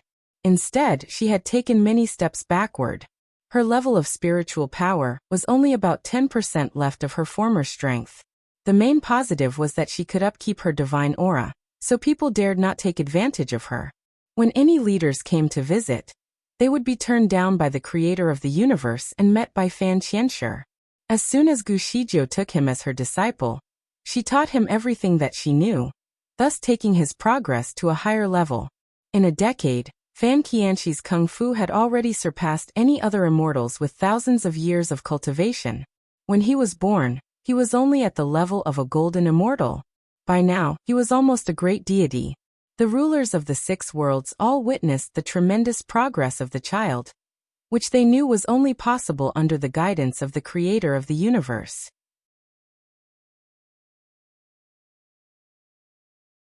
Chapter 2782. A coincidence, too. The child was known to be a genius, but his talents would not have been discovered without a great mentor. Therefore, the people of all 6 worlds became more intimidated by Gu Zijia's power, and decided to stop doing anything that upset her, which included fighting. The decade was an unusually peaceful era. After years of war and chaos, all kingdoms could finally recuperate and rebuild themselves. According to Fan Qianshi's biological age, he was only 16 years old, but his adult appearance resembled nothing of his teenage years. He became a handsome man that was unsurpassed in valor and brilliance. When Wu Qianyan first met Gu Shizhou, she was only 8 years old. Time had completely transformed her into a young woman of grace and elegance too. Unlike Fan Qianshi, Wu Qianyan was not born to be a genius. Still, her exposure to the creator of the universe had opened up opportunities for her to improve her power. In time, she benefited greatly from Gu Zijia's help and finally achieved the level of a golden immortal. At the very least, she was able to keep herself safe in times of danger. Moreover, the people from all 6 worlds acknowledged her identity as the servant of the creator of the universe. Hence, none of them dared to make any moves against her or challenge her authority, even though she would generally be assigned to take care of trivial errands. Warm spring winds wafted across the room, carrying the warmth of the sun along with it. On a bamboo chair, Gu Shizhou sat in repose. A sudden movement caught her attention, so she quickly opened her eyes. She caught Fan Qianshi quietly sneaking in. He was about to place a hot bowl of congee on the table for her. The pleasant scent of the blue congee lingered in the air, blasting her senses with an eagerness to taste the food. Their eyes met, and Fan Qianshi blushed a little. He looked away and said, "Master, this is a bowl of blue congee that I made with meat broth. Try it."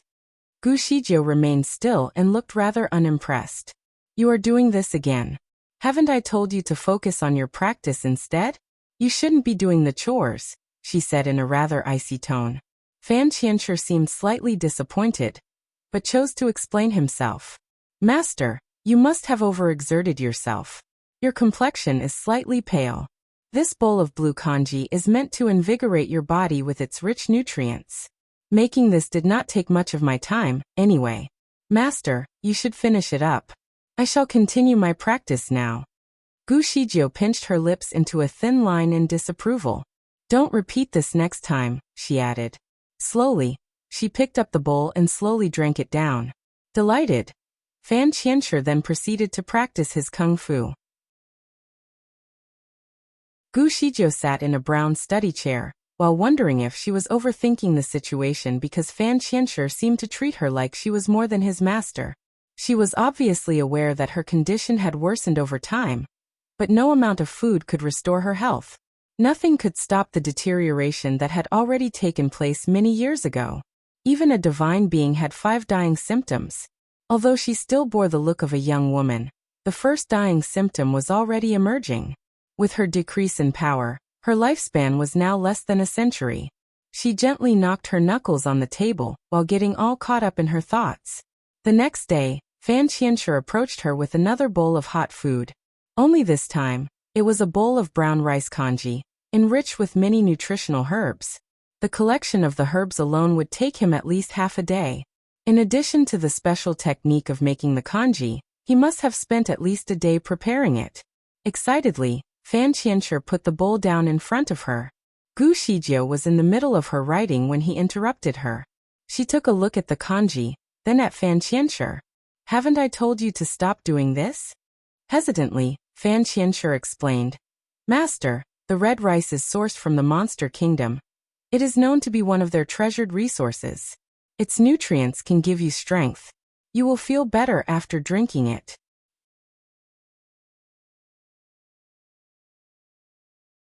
Chapter 2783. A Coincidence 3. Before he could finish his sentence, the bowl of congee was already splashed right across the floor. Gu Shijio had pushed the bowl off the table. Go away, she sternly said as soon as the bowl shattered on the floor. Fan Qianshi was utterly surprised by Gu Zijia's sudden reaction. His fingers immediately started to tremble uncontrollably under his sleeves. Before he could explain himself further, Gu Shijio was already shouting at him. I know myself better than you do, so there is no need for you to worry about me. Stay away for a month and don't show up again. Fan Qianshi clenched his fists. Yes, he finally agreed after a long pause. He exited her room slowly. The room fell into complete silence after his departure. The congee was still warm on the floor, infusing the air with its delicious scent.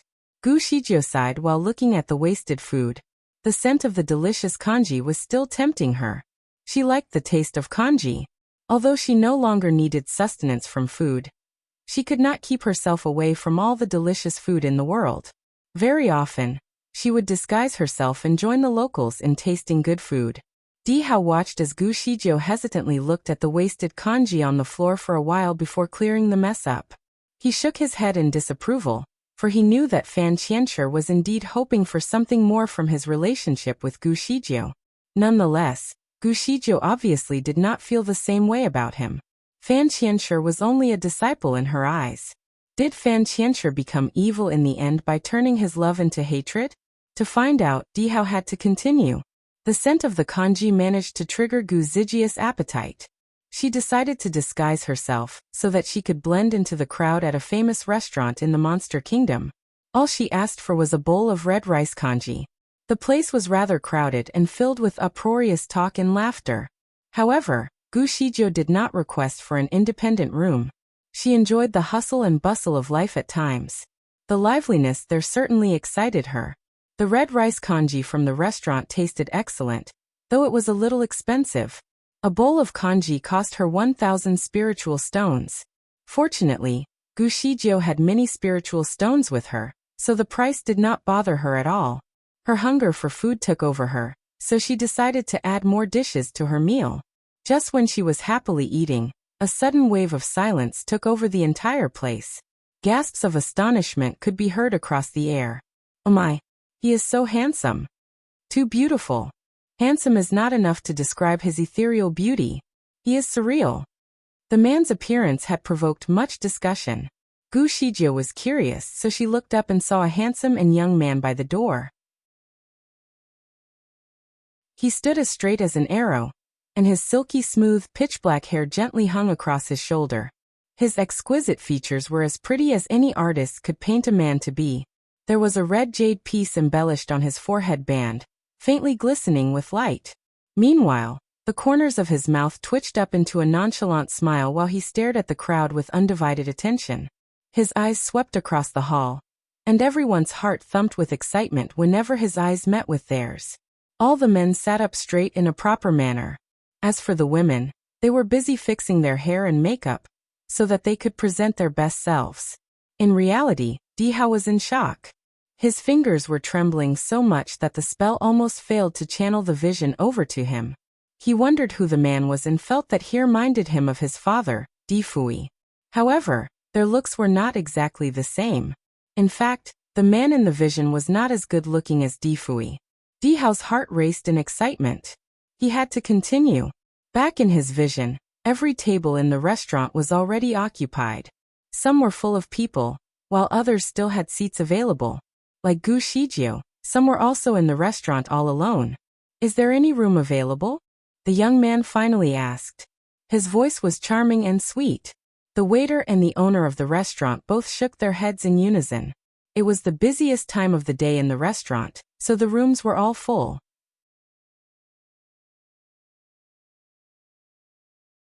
Chapter 2784.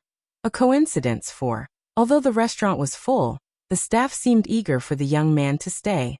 "Gentlemen, would you be open to sharing your table with other guests?" they kindly offered. They then asked the guests in the restaurant, "Is there anyone who would like to share a table with this gentleman? I can give you a discount for sharing the table." "Me. Here. Come here. I can share the table with him." All of a sudden, about 7 or 8 people stood up, offering to share their table in an eager manner. Apparently, the young man's beauty had conquered the hearts of many. Both men and women were interested.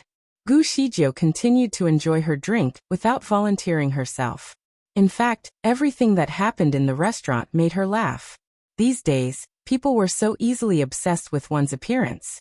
Nonetheless, she wondered which table would the young man finally go to. Of many that stood up, there was a very pretty lady that was seated next to Gu Zijia's table. Coincidentally, the lady was also wearing a red dress that evening, so her outfit matched with the young man's red robes perfectly. Like Gu Shijio, the lady was sitting alone too. Some men tried to ask if they could sit with her before, but she turned them all down with an uninviting and stern look. Nevertheless, this time, she was the one who made the invitation to the young man. The young man slowly walked towards the lattice direction. Color bloomed in her cheeks as he approached her table. She was excited that the young man was about to accept her invitation. "Gentlemen, please." The young man did not wait for her to finish before walking past her table, as if she never existed. He stopped in front of Gu Zijia's table and asked, "Lady, may I join your table?" Gu Shijio was surprised. Her original appearance was disguised under a spell, so she carried the look of an average maiden. She was not hideous, but not exactly attractive. Her looks were considered common, and her presence could be easily dismissed in a crowd. Gu Shijio thought that the ordinary look she carried would be a safe disguise for her. Never had she thought that the young man would come up to her all of a sudden to share a table. She touched her face intuitively to make sure that she still had the appearance of an ordinary maiden, and was relieved that her true appearance was not exposed. Perplexed, she then looked at the young man. He was still standing right across her table and looking at her smilingly. She could not tell what he was thinking from his expression, but found it rather odd. His face was, however, very attractive, regardless of his expression. Nonetheless, Gu Shijio was not interested in a relationship. She only thought that the young man was a little odd. "I did not invite you. Look around, many did," she gently reminded him. The young man finally smiled and asked, "Why didn't you?" Gu Shijio did not answer. "Aren't you attracted by my appearance?" "Frankly, I am not," she answered. She had seen many beautiful men all her life, but was never interested in any. The creator of the universe had to be austere without any selfish desire. The young man took out his fan and waved it in his hand. "That is right. I cannot eat well under their intense gaze of admiration, so I will not join their tables." You are not friendly, but you are the kind of table mate that I need. I shall sit here then. He gave the chair a quick sweep, so as to flick away any dust from the seat. He then sat down right away. Gu Shijio did not make any comments since the man was only there to share the table, so she did not really mind. The young man proceeded to order a few dishes, and the food did not take long to be served on his side of the table. He took a look at the plates and bowls that were not neatly placed, and waved his hand to cast a spell to rearrange the dishes into 2 lines.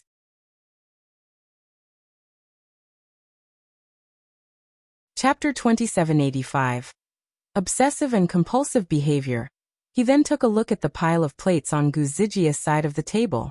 Gu Shijio was very casual and unconcerned about the table manners here in the restaurant. She did not mind how the waiter placed the dishes on her table. All she did was eat. A synonym for casual and unconcerned would be messy. Gu Shijio wanted to take a few bites on the steamed fish, but before her chopsticks reached the meat, the whole dish was already moving away from her. Instead, a dish of spicy fried pork slices replaced it, and her chopsticks went right in. She was stunned as she looked up and saw the dishes on her side of the table magically arranged neatly into 2 lines. What are you trying to do? She looked at the young man, and was unimpressed. I cannot stand the mess. Please do not mind me. It is an old habit of mine. The young man continued to enjoy his meal. Gu Shijio said nothing more. There were all kinds of people in the world, many with weird behaviors and bad tempers. As the creator of the universe, she should not mind it, and take this as a chance to show her generosity. Therefore, she continued to enjoy her food without any remarks. Gu Shijio liked all kinds of food with shells, like prawns and crabs. However, instead of using utensils, she preferred to eat shellfish with her hands. She thought that it was a very mundane way of savoring food, which was something she enjoyed. She cared about cleanliness as well, so all the shells were placed on a plate instead of on the table. She thought that it was already neat enough, but to her surprise, the young man remained unimpressed. He took a look at the plate full of shells and decided to do something about it. With a wave, he cast another spell and placed all the shells on the plate neatly according to their sizes. The mess of shells was beautifully arranged into intricate patterns of a flower. Gu Shijio had to put a large shell down on the table, but was caught in a dilemma. The shell would simply ruin the patterns that were already arranged on the plate. Troubled, she was beginning to feel annoyed with the man who was sharing her table. It had reached a point where she could not even fully enjoy her food. After all, she was here to eat, not to make decorations. It was tiring to share a table with someone with such an obsessive and compulsive behavior. Gu Shijio tried to suppress her irritation but could not.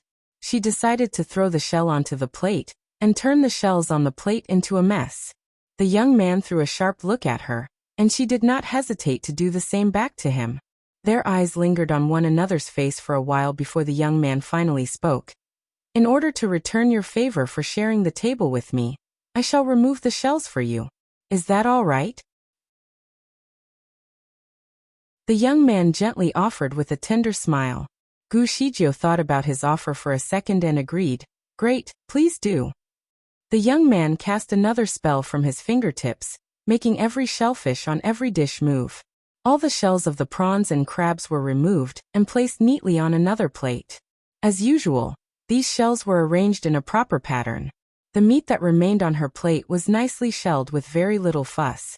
Gu Shijio was suddenly drawn to his obsessive and compulsive manner.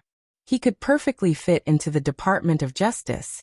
The 6 worlds lacked a set of laws to govern the course of life. They also lacked a leader. The man could be a great leader in framing a constitution.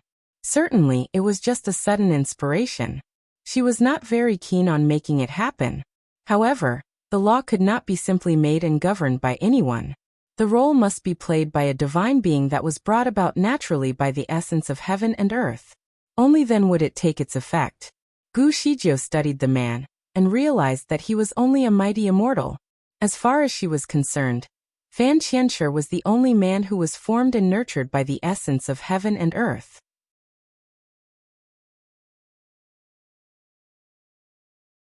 Chapter 2786.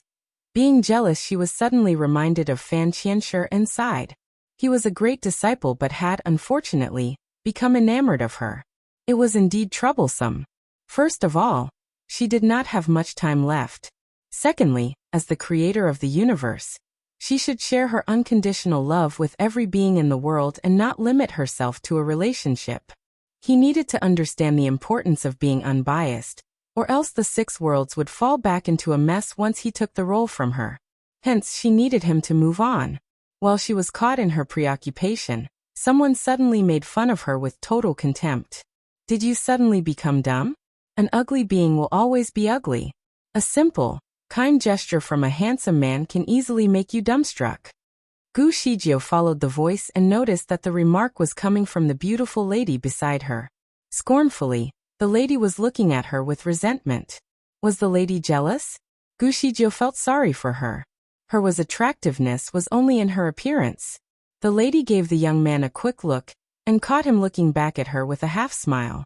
He had not commented anything about the incident. After a pause, Gu Shijio asked smilingly, I have had enough of the shellfish. Gentlemen, would you please help me remove the bones from my fish? The young man was fascinated by Gu Shijia's sudden request. Ugly beings will do all sorts of things to catch other people's attention. The reason he offered his help to you at first was because of your messy table manners. Now you are taking his help for granted. Why don't you have a better look at yourself? Do you really think you are attractive enough to make so many unreasonable requests? The lady spoke arrogantly. Gu Shijio could not care less about the rude lady. Quietly, she smiled at her and decided to handle the fish on her own. She took the dish over and started removing the fish bones with her fingers. Soon, all of her fingers were stained with sauce. The young man was speechless. With a sigh, he took the dish away from Gu Shijio and started removing the bones for her. He then handed her a silk handkerchief. Use this to clean your fingers. Gu Shijio did not refuse his offer. She took the handkerchief over and simply rubbed her hands in it.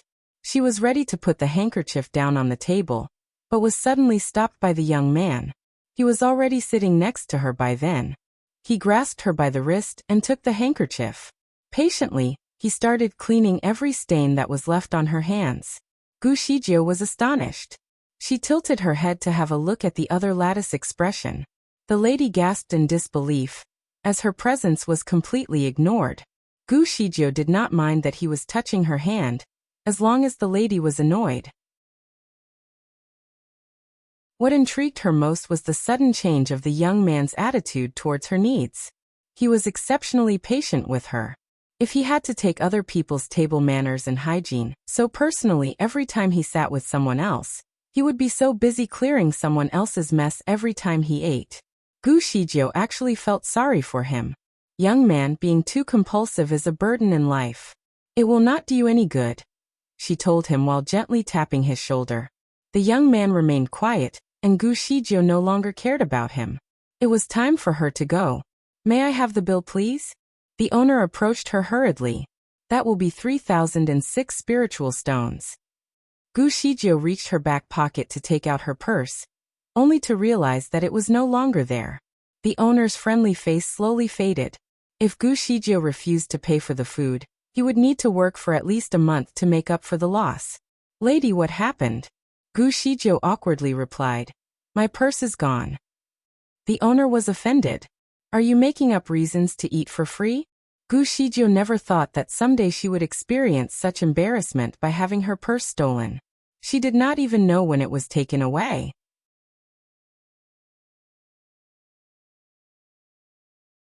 Chapter 2787. She and I are like old friends. No one got close to her during the time that she was in the restaurant, so her own carelessness was the only logical explanation for her missing purse. Although Di Hao was in the comfort of Gu Zijia's bed, he felt anxious for her as well. He guessed that the concept of a storage space had yet to be invented during that primitive time. Meanwhile, the owner was infuriated. So, it seems you are here to get free food. Do you think I am a fool? The man reached out his hand to pull her collar. However, she would not let him do so and took a few quick steps back to avoid his hand. All of a sudden, a pouch filled with money was offered to cease the feud.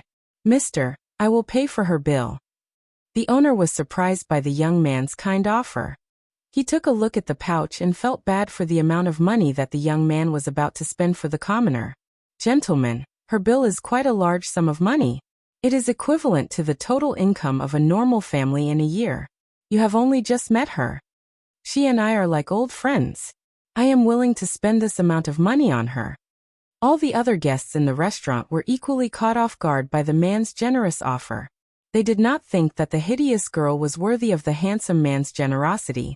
The beautiful lady from the next table was already clenching her fists in utter frustration. She wished she could give Gu Shijiu a tight slap in the face. Since someone was ready to offer up money to compensate the owner, he would definitely take it. He was all but ready to accept the payment, but was suddenly interrupted. Hold on, Gu Shijiu interrupted. The owner looked at her in disbelief. What more do you want to say? Gu Shijiu knew very well that no one would do anything so unconditionally for a stranger. His generosity must come with a price. She had a feeling that the man was quite a problem, so she did not want to get too involved with him. At this point, she could no longer play dumb. She opened up her storage bag and took out another pouch of money. Swiftly, she threw the bag down on the table and said, "Take this. There is more than what I have to pay." The bag contained at least 1,000 pieces of upper-class spiritual stone. Indeed, the total value was more than enough to pay for the bill. Many of the people in the restaurant had never seen a storage bag before. Therefore, many curious eyes were locked on her. Even the young man was surprised. He could not stop looking at her storage bag in astonishment. Gu Shijiu did not want to stay any longer, so she sealed away her storage bag and left the restaurant. In the wilderness, a whirling fog lingered in the air. The thick cloud of water droplets appeared so suddenly like it was formed out of thin air in an instant. Gu Shijiu watched as a lady in a dark green dress slowly emerged from the fog. "What are you trying to do?" she questioned the intruder. The lady in green was the same beauty that was sitting next to Gu Shijiu not long ago. The only difference was her outfit. She was wearing a dress of crimson color back, then that looked very refined and elegant. With this dark green dress, she looked extremely wicked, as opposed to her elegant self back then. "I have underestimated you, lady. How did you manage to seduce such a handsome man with that hideous face of yours?" Abruptly, a snake-shaped sword appeared in her palm. The edge of the sword was as sharp as the fang of a venomous snake. "I shall now skin you alive so I can see what is beneath your ugly appearance." On the tip of the sword, a dark green snake emerged. In a snap, the snake made a lunge towards Gu Shijiu in a deadly manner. At the level of a golden immortal, every strike of hers could be considered as deadly. The snake was as swift as lightning, so it would be tricky for anyone to avoid its deadly attacks. However, Gu Shijiu was not just anyone from the mundane world. Even with only 10% of her spiritual power left, she was still much stronger than the lady in green. She reached out to the snake and grasped it at its weakest point. With just the twist of her wrist, the snake immediately faded away into bits of light.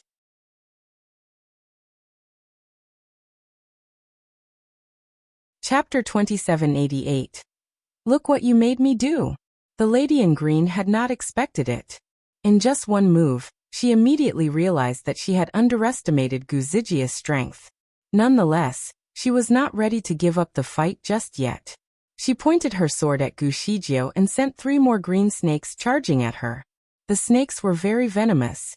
Once bitten, one could consider themselves dead. However, Gu Shijiu simply waved her sleeves across the air and dismissed the snakes with a slight twitch of her fingertips. She did not even have to move a lot to cast the spell. Yet all 3 snakes were already clenched by their necks. In an instant, the snakes were turned into glimpses of light and faded into nothingness. "Ugly woman, look what you made me do." This time she raised the bar. In a mist of grayish-green fog suddenly appeared, and the water droplets within the cloud slowly condensed into a giant green python. Almost instantaneously, it became alive and made a lunge for Gu Shijiu. Gu Shijiu found the trick a little familiar, as it was the devil venomous python. It was the most nefarious and demonical python that existed, equipped with deadly and yet lustful venom. The python would mate with its victim before swallowing the victim's soul as a whole. Gu Shijiu was a divine being with a generous spirit, But the latter's selfish act of jealousy was too much for her to forgive. They were not even enemies. And yet the lady desperately wanted her dead by crushing her soul. The lady was evil and unscrupulous, which was a rarity in Gu Zijia's life. With all that had happened, Gu Shijio decided to serve her some punishment. She twisted her wrist in a circular motion to summon a golden whip, which she used to attack the incoming python. The long whip was a magical item, so when Gu Shijio had launched it toward the snake, 1,000 shining golden beams with boundless radiance were directed at it. The devil-venomous python was obviously scared of the golden light. It tried to shrink its body as quickly as it could to avoid the ruthless attack. However, Gu Shijio was not done with it. She took an intimidating step forward and flung her whip at the python again. It slowly took the form of a mighty dragon that came alive in a second. With its outstretched body, the dragon started attacking the python. The devil-venomous python was terrified, huddling itself in fear. While the golden whip was still swinging in the air, Gu Shijio suddenly collapsed with a temporary loss of consciousness. A sudden jolt had plunged her forward, thus stopping the constant stream of spiritual power to her hand. In an instant, the entire dragon disappeared from the air. Gu Shijio could not help but curse. Her 5 dying symptoms had begun to take place. Sometimes, her spiritual power would fade away very suddenly. She just did not expect it to happen at this critical moment. The devil-venomous python was ready to surrender, but the disappearance of the golden light had boosted its confidence. It had just escaped death, and perhaps even had an opportunity to attack. Excitedly, it launched its second attack at Gu Shijio. Gu Shijio wanted to defend herself, but was too weak even to stand up straight. She barely had any strength left to avoid the incoming strike. In dismay, she clenched her fists and was ready to admit defeat. The python was already closing in when an intricate melody started playing in the air. The tune was coming from a flute amid the fog. The tune was a weakness of the python. As soon as the melody was played, the python found itself paralyzed. Like a curse, the python started dancing along with the melody and had completely forgotten its mission. The lady in green was infuriated by the interception. She shouted out loud at the stranger in the fog. "Who is there? How dare you ruin my plan?" A stranger slowly walked out from the thick fog to answer her calling. The stranger was holding a fiery red umbrella, and wore green robes that were slightly obscured in the fog, like a painting of distant mountains shrouded in mist and rain. With a slight smile, the stranger stared at the lady with contempt. The stranger was the young man from the restaurant. At this moment, he was holding an umbrella in one hand and a flute in another. The thick fog was cold and blustery, forming a strong contrast to his strong and vibrant appearance. Although his robes and the umbrella did not match, he was the kind of man who could carry any style with ease, even with obviously contrasting elements.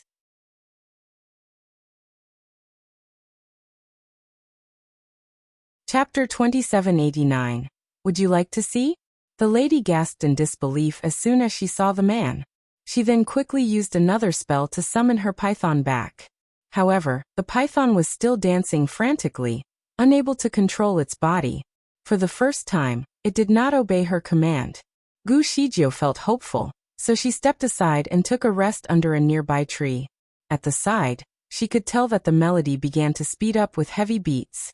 Although it was only a tune to Gu Shijio, it was a deadly curse to the python. It lost complete control of its body, and all of its scales opened up in a defensive manner. It wanted to shriek for help, but no sound came out. "Stop. Stop it. Stop playing." The lady in green called out loud. She then rushed towards the young man in an attempt to remove the flute from his hand. With a leap, the young man steadied himself on a tree. He decided to change the tune. It started out dull, but the intensity slowly built up as he played on. As soon as the lady in green heard the melody, she became very still. Soon, she began dancing uncontrollably. The lady in green was a stunning beauty. She danced seductively in a very sexy and enticing manner. She removed her clothing piece by piece and slowly stripped down to her underwear. It was all very sexually attractive. The way she danced was like a stripper from the modern era, only wilder. Di Hao felt awkward watching the scene. As a child, He knew he should not be looking at inappropriate scenes involving adult elements. However, he was even more worried that he might miss out on any key information if he stopped looking. With the maturity of an adult, he convinced himself that the scene was not a big deal. Therefore, Dihao contained his awkwardness and continued watching. In his vision, Gu Shizhou could be seen leaning back on a tree while being entertained by the latter's sexy moves. The giant python and the lady were dancing and slowly got closer and closer together. The giant python then spiraled to the ground and shrunk its body to about 10 feet long. It made a swoop at the lady and pinned her down on the ground. Enticingly, it slowly separated the lattice legs, so its tail could linger its way into her private part. Gu Shizhou was surprised by the plot twist. She stood up straight to see it better, but a blindfold immediately covered her eyes. That action rendered her speechless. Right at that moment, the young man started playing the melody differently. Pleasantly, the soothing tune was a balm for her agitated nerves. The melody was so loud that it managed to block out any other noise. Gu Shizhou wanted to take the blindfold away, but the young man's playful tease changed her mind. Would you like to see? This adult imagery is nothing like you have seen before. I can take the blindfold off if you want so that we can both enjoy the show together. Gu Shizhou remained quiet. She stood frozen and decided to keep the blindfold on. Sister. A loud and brusque man could be heard calling out loud from afar. Gu Shizhou could clearly hear quick steps approaching them. Stop it. Stop. Damn it, make it stop. Gu Shizhou pulled the blindfold away and saw a few men. The leader was a man with heavy brocades of a dark golden shade. His elegant outfit was a contrast to his deep, hoarse voice. Gu Shizhou recognized the man. He was the king of the monster kingdom. The other people were probably his men. As soon as the monster king approached, he launched a strike at the snake in an attempt to separate the naked woman from its grasp. The snake let out a sharp cry and became even more closely entwined with the woman. Its muscles tightened, thus squeezing the woman even more with its body almost to the point of suffocation. All of the men were confused, unsure if they should look away or stay focused on the snake. Stay away, all of you. The Monster King was furious.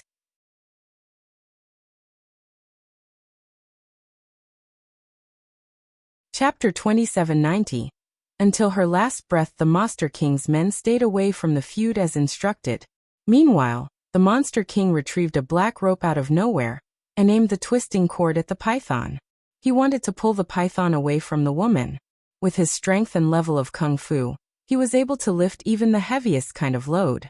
Pulling the snake away should have been an easy matter. Indeed, he was able to pull the snake away from the ground, along with the woman that it desperately tried to mate with. The woman and the snake appeared to move in an arc across the air before taking a hard fall on the ground again. Nonetheless, their bodies were still inextricably intertwined. The woman let out a hoarse cry while slowly losing consciousness. Feng Jiai, what are you doing? Separate them now. The Monster King demanded with cries of anger. The young man kept his composure and calmly replied, My king, I am here to arrest the murderer who is responsible for the death of 18 girls. I am only doing what I have promised to do. Anger surged up among the two people. I asked you to catch the murderer, not to step aside while the princess is helplessly raped. Did you ask the python to assault the princess? Don't you try to talk yourself out of this. I saw you commanding the python with your flute. The python belongs to your sister. She asked the python to attack me first, and the gentleman stepped in to help. Gu Shizhou interrupted. The Monster King carefully studied Gu Shizhou, but did not recognize her. Who is this hideous woman? He began to lose his temper and added, Feng Jiai. I do not care whose python this is. Separate them now.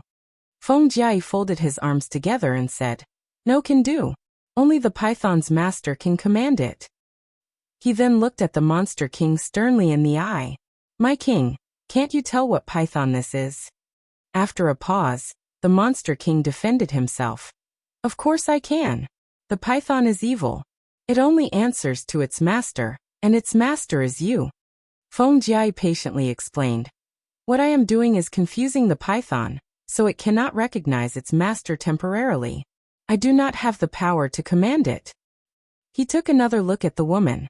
You seem to like your pet a lot, so much so that you are not willing to let go of it from your arms.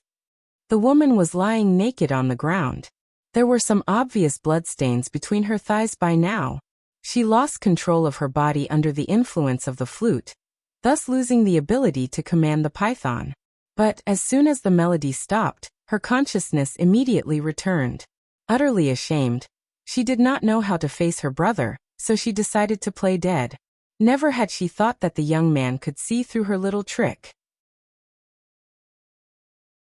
Taking the python as a pet was strictly prohibited, so she was too afraid to admit that the python belonged to her. However, she also knew very well that once the python started mating, it would keep on penetrating her until her last breath. It would only stop when its master asked it to stop. If she refused to admit it, she would eventually die of exhaustion, and her soul would be crushed in the python's jaws. Therefore, in this matter of life and death, she realized she could not be stubborn any longer. Determined, she gave the python's head a hard slap. "Keep off me." She thought that the python was able to recognize her voice as the flute was no longer playing. Therefore, it should be able to think and respond to her request. But surprisingly, the python only answered to her command and not her voice. The hard slap had unleashed the python's inner beast even more, thus speeding up the movement of its tail. The lady let out a wail before quickly curling her body into a ball. The deep penetration had severely torn the lattice flesh and put her in much agony. However, the sight of blood excited the python even more, so it penetrated with an even stronger and faster rhythm. Pale and drawn, the woman could no longer care about her image. She cast a spell and created a wisp of black, skull-like smoke from the tip of her fingers. She then flicked the wisp of smoke into the python's wide-open mouth and commanded, "Qingbai, keep out now." The spell was obviously used to control the python. Instantly, the python tensed up its muscles and untangled the woman from its body, though unwillingly. At this point, the Monster King could no longer defend his sister. What a shame!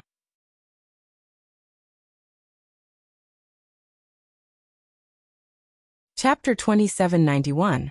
The creator of the universe, he offered the naked princess an overcoat made of crane feathers. Her body was still twitching uncontrollably on the ground, due to the intensity of the pain she had to experience. She could not even stand on her own. So the Monster King had to bend down and carry her in his arms before leaving. "Are you trying to take her away so easily?" Feng Jiai scornfully questioned. The Monster King stopped walking and glanced back at Feng Jiai with an unrelenting look. "What more do you want? You have promised the people that once we found the murderer of the missing girls, he or she will be punished publicly by dismembering the murderer's body. Now that we have the murderer, I am wondering when you will punish the princess." The Monster King looked uncomfortable. "I know exactly what to do, so there is no need for your concern. Brother, this couple has made some evil plots against me. Please get revenge for me, brother." The woman pleaded with her brother. "Brother, do not let them go. We have to uphold the reputation of our royal family." The Monster King was inspired to kill. His sister was right. In order to protect the name of his family, the couple had to die. "Take them," he commanded. All of his men quickly gathered around the two outsiders. The Monster King's facial expression darkened. These people have the audacity to belittle the royalty of the Monster Kingdom. Cease them.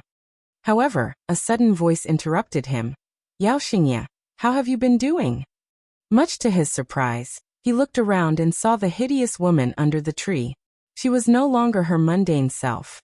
Instead, streaks of brilliance started surrounding her body and slowly stripping away her disguise. When the light faded, a beautiful woman in a green magic dress was standing under the tree. There was an emerald magic wand in her hand. The Monster King was utterly shocked. She was the creator of the universe. He once saw Gu Shijio from afar when he visited the valley. She looked exactly the same as she wore the same outfit. The Monster King was dumbstruck, and so were his men. At this very moment, Gu Zijia's aura was extremely intimidating, unlike before. She did not look anything like the woman they had seen earlier. Feng Jiai was shocked as well. He was about to play his flute to defend them, but seeing Gu Shijio changed his mind. "My divine lord." The Monster King knelt along with his men.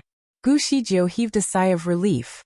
Her kung fu was already depleting, but the look in her eyes remained murderous. She could tell that the Monster King wanted her and Feng Jiai dead just moments ago. His spiritual power was almost at the level of a great deity. Furthermore, all of his men were among the most powerful and experienced fighters in the Monster Kingdom. Even with Feng Jiai's help, their combined strength would not be sufficient to fight them off. They might even die here in the wild. Fortunately for Gu Shijiu, death would never truly dawn on her. Her physical body might not survive, but her soul would remain. Nonetheless, she would need at least a decade to create a new body from elementary particles. Time was her only concern right now, and there was not much of it left for her. She had no choice but to reveal her true self.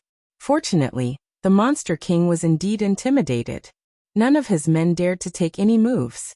Then Gu Shijiu took a look at the prostrate figure on the ground and asked, "How do you plan to deal with your sister?" The Monster King stammered. About that, panicked, cold sweat started breaking out on his forehead. He was a loving brother who doted on his sister. Never had he thought that his beloved sister would become involved in such a terrible mistake. In recent years, many girls had lost their virginity, and eventually their lives, to an unknown murderous creature. Some of these victims were the common people of the Monster Kingdom. Some were even the daughters belonging to noble families. 2 cabinet ministers had also lost their beloved daughters to the murderer. Hence, the death toll had caused great alarm to the people. The Monster King had sent out many of his men to investigate the matter, but the case remained unsolved.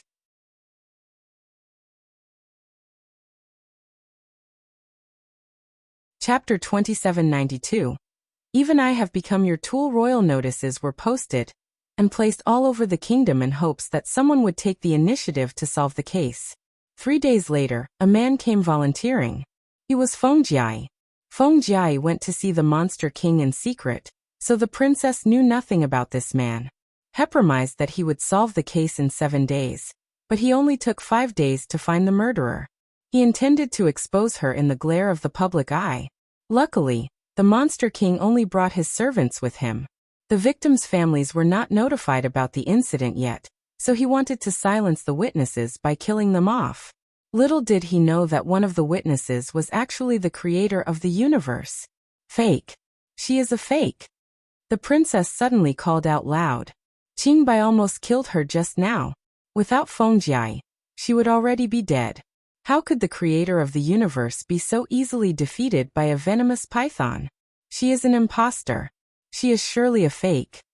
The Monster Kingdom was not ready to give up their princess. Hence, she needed to convince everyone that Gu Shijiu was an imposter. As expected, the Monster King lowered his head and asked his sister quietly, "Are you sure?" "Absolutely." The Monster King gave Gu Shijiu a murderous look. There is a death penalty to anyone who impersonates the creator of the universe. As the Monster King was not quite sure that she was really an imposter, he tried to be polite first. He wanted to challenge her to a duel so that he could tell if she was really as powerful as he had heard. Suddenly, he heard a collection of footsteps closing in. Where is the murderer? Damn it! We finally have the murderer. I am going to tear the murderer into pieces. They were chants for the death of the murderer. These were the people of the Monster Kingdom, and also the families of the victims. The cabinet ministers were also there among the crowd. They caught Gu Shijiu standing at the side and were dumbstruck. The 2 cabinet ministers' eyes opened wide in shock. The divine creator of the universe is here. I hereby bow before you, Divine Lord. They instantly fell to their knees. Divine Lord, I did not know that you are here. Divine Lord, my daughter died a tragic death. Please help us. Rest assured that the murderer is caught since we have the Divine Lord here with us. That is right. Mr. Feng once told us that the melody was a signal. When the melody was played, it also meant that the murderer was arrested. So where is the murderer? The crowd effervesced with frustration. With a smile, Feng Jiai looked at the Monster King and said, "My king, the venomous python was misused by your sister to harm the innocent. You have seen it all. The devil venomous python is also prohibited in all of the 6 worlds. The owner has to be sentenced to death. Will you give the people a proper explanation of the situation? The Monster King felt all hope was lost. When the truth was exposed in the public eye, there was no way he could help his sister. He took a look at Gu Shijie, who was standing in the distance, surrounded by a layer of divine aura. An imposter could have easily faked her looks, but the divine aura of the creator of the universe could not have been imitated. She was indeed the almighty creator of the universe. Determined, he tossed the woman on the ground and furiously said, "Yao Tingting, look what you've done. Take her down. We shall dismember her to death." Tranquility had once again returned to the wilderness when everyone left. Before the Monster King left, he invited Gu Shijie to the Monster Palace as a guest, but his invitation was turned down immediately. Gu Shijie had things to attend to. The Monster King did not push it any further and quickly left. In the end, Gu Shijie and Feng Jie were the only ones left in the wild. Gu Shijie sat on top of a stone and looked at him condescendingly. The plan was great. Even I have become your tool.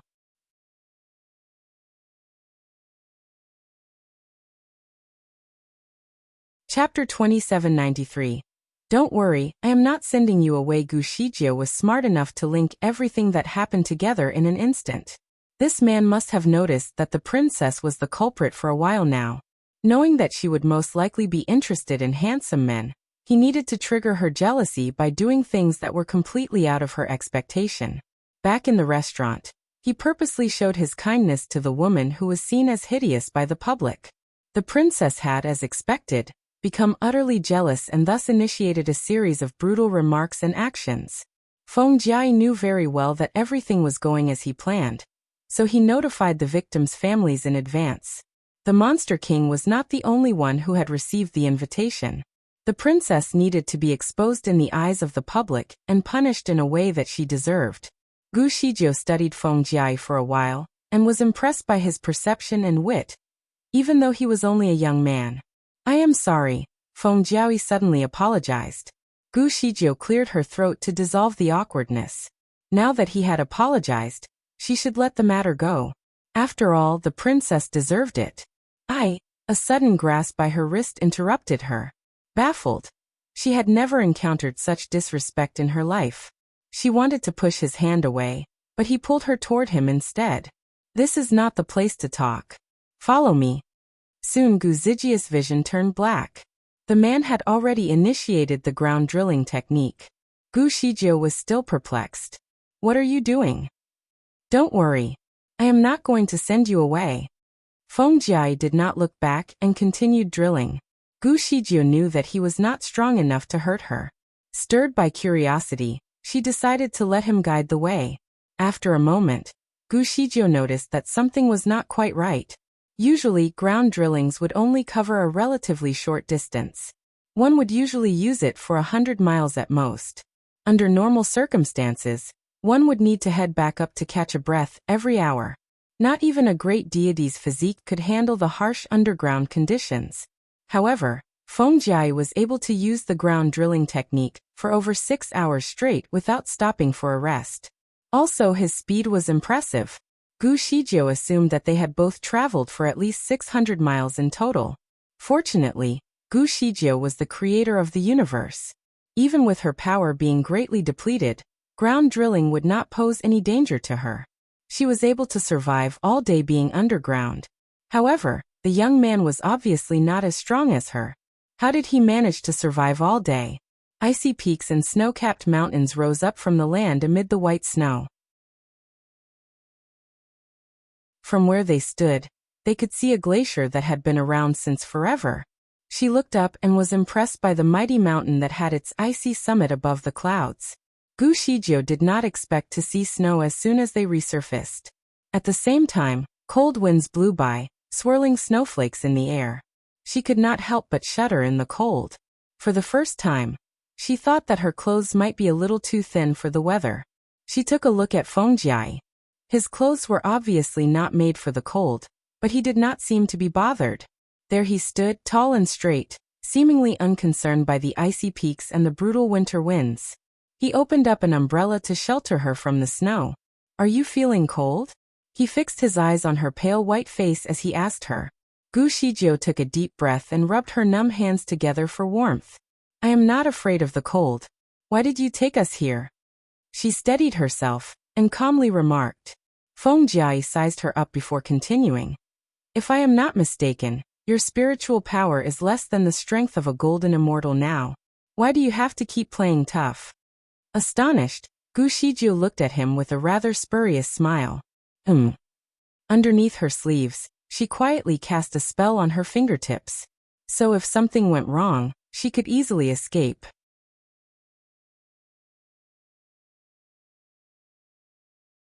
Chapter 2794. Why didn't you listen to me? Even if she could not kill him, she was strong enough to cause some injuries at least. Feng Jiai put the umbrella in her hand and said, Take this. The umbrella can keep you warm. Stay here, and don't go anywhere.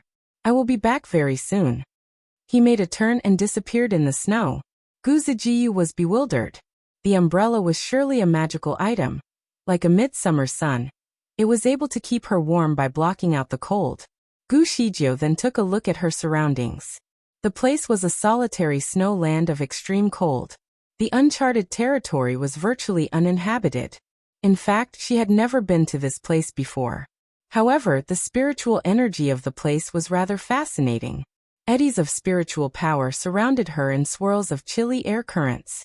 She put her hand into the eddy of chill air, and could immediately feel the cold that sunk into her bones like icy thorns. Apart from the cold, there was also a small degree of spiritual energy that was equally penetrating. Her eyes glimpsed with hope at the sight. Her condition had been deteriorating over the past years, and no amount of spiritual energy could refuel her strength. She could not even absorb the spiritual energy around her, even during intense meditations. Therefore, her spiritual power had become progressively worse. Nevertheless, her body did not seem to repel the richness of spiritual energy here. With a light grasp in the air, the source of spiritual energy was immediately absorbed and channeled right to her spiritual core. The encounter felt like refreshing rain pouring down after a long drought. Feeling hopeful enough, Gu Shizhou kept the umbrella away and lunged for the swirls of spiritual aura in her surroundings. A vortex of rotating winds carried snowflakes in the whirl. She took a leap in an attempt to fly but lost her balance instead and staggered.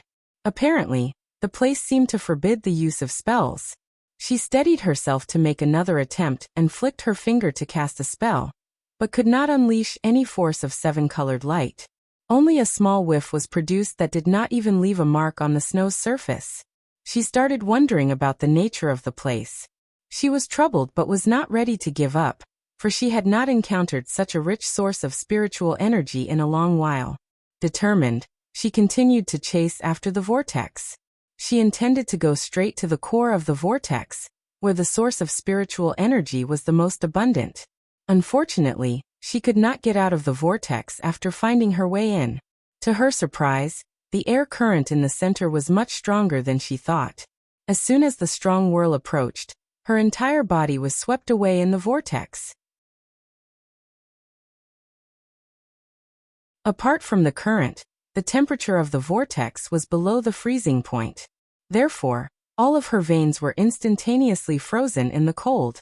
Naturally, her body became rigid and was carried away helplessly by the wind as she traveled higher and higher above ground. Nonetheless, only her body was frozen. Her mind remained fully conscious. In a panicked state, the rotating wind certainly caused a stir in her heart as well. Perhaps, it was finally the time for her to give up on the body. When the wind ceased, she would fall to her death from this height.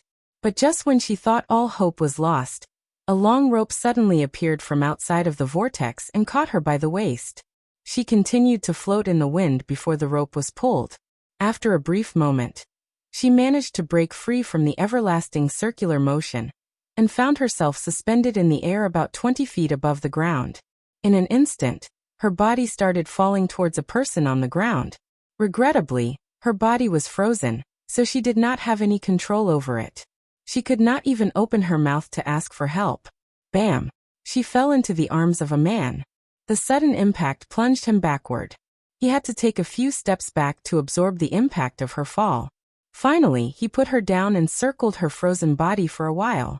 Didn't I tell you to stay still? Why didn't you listen to me? He sounded troubled.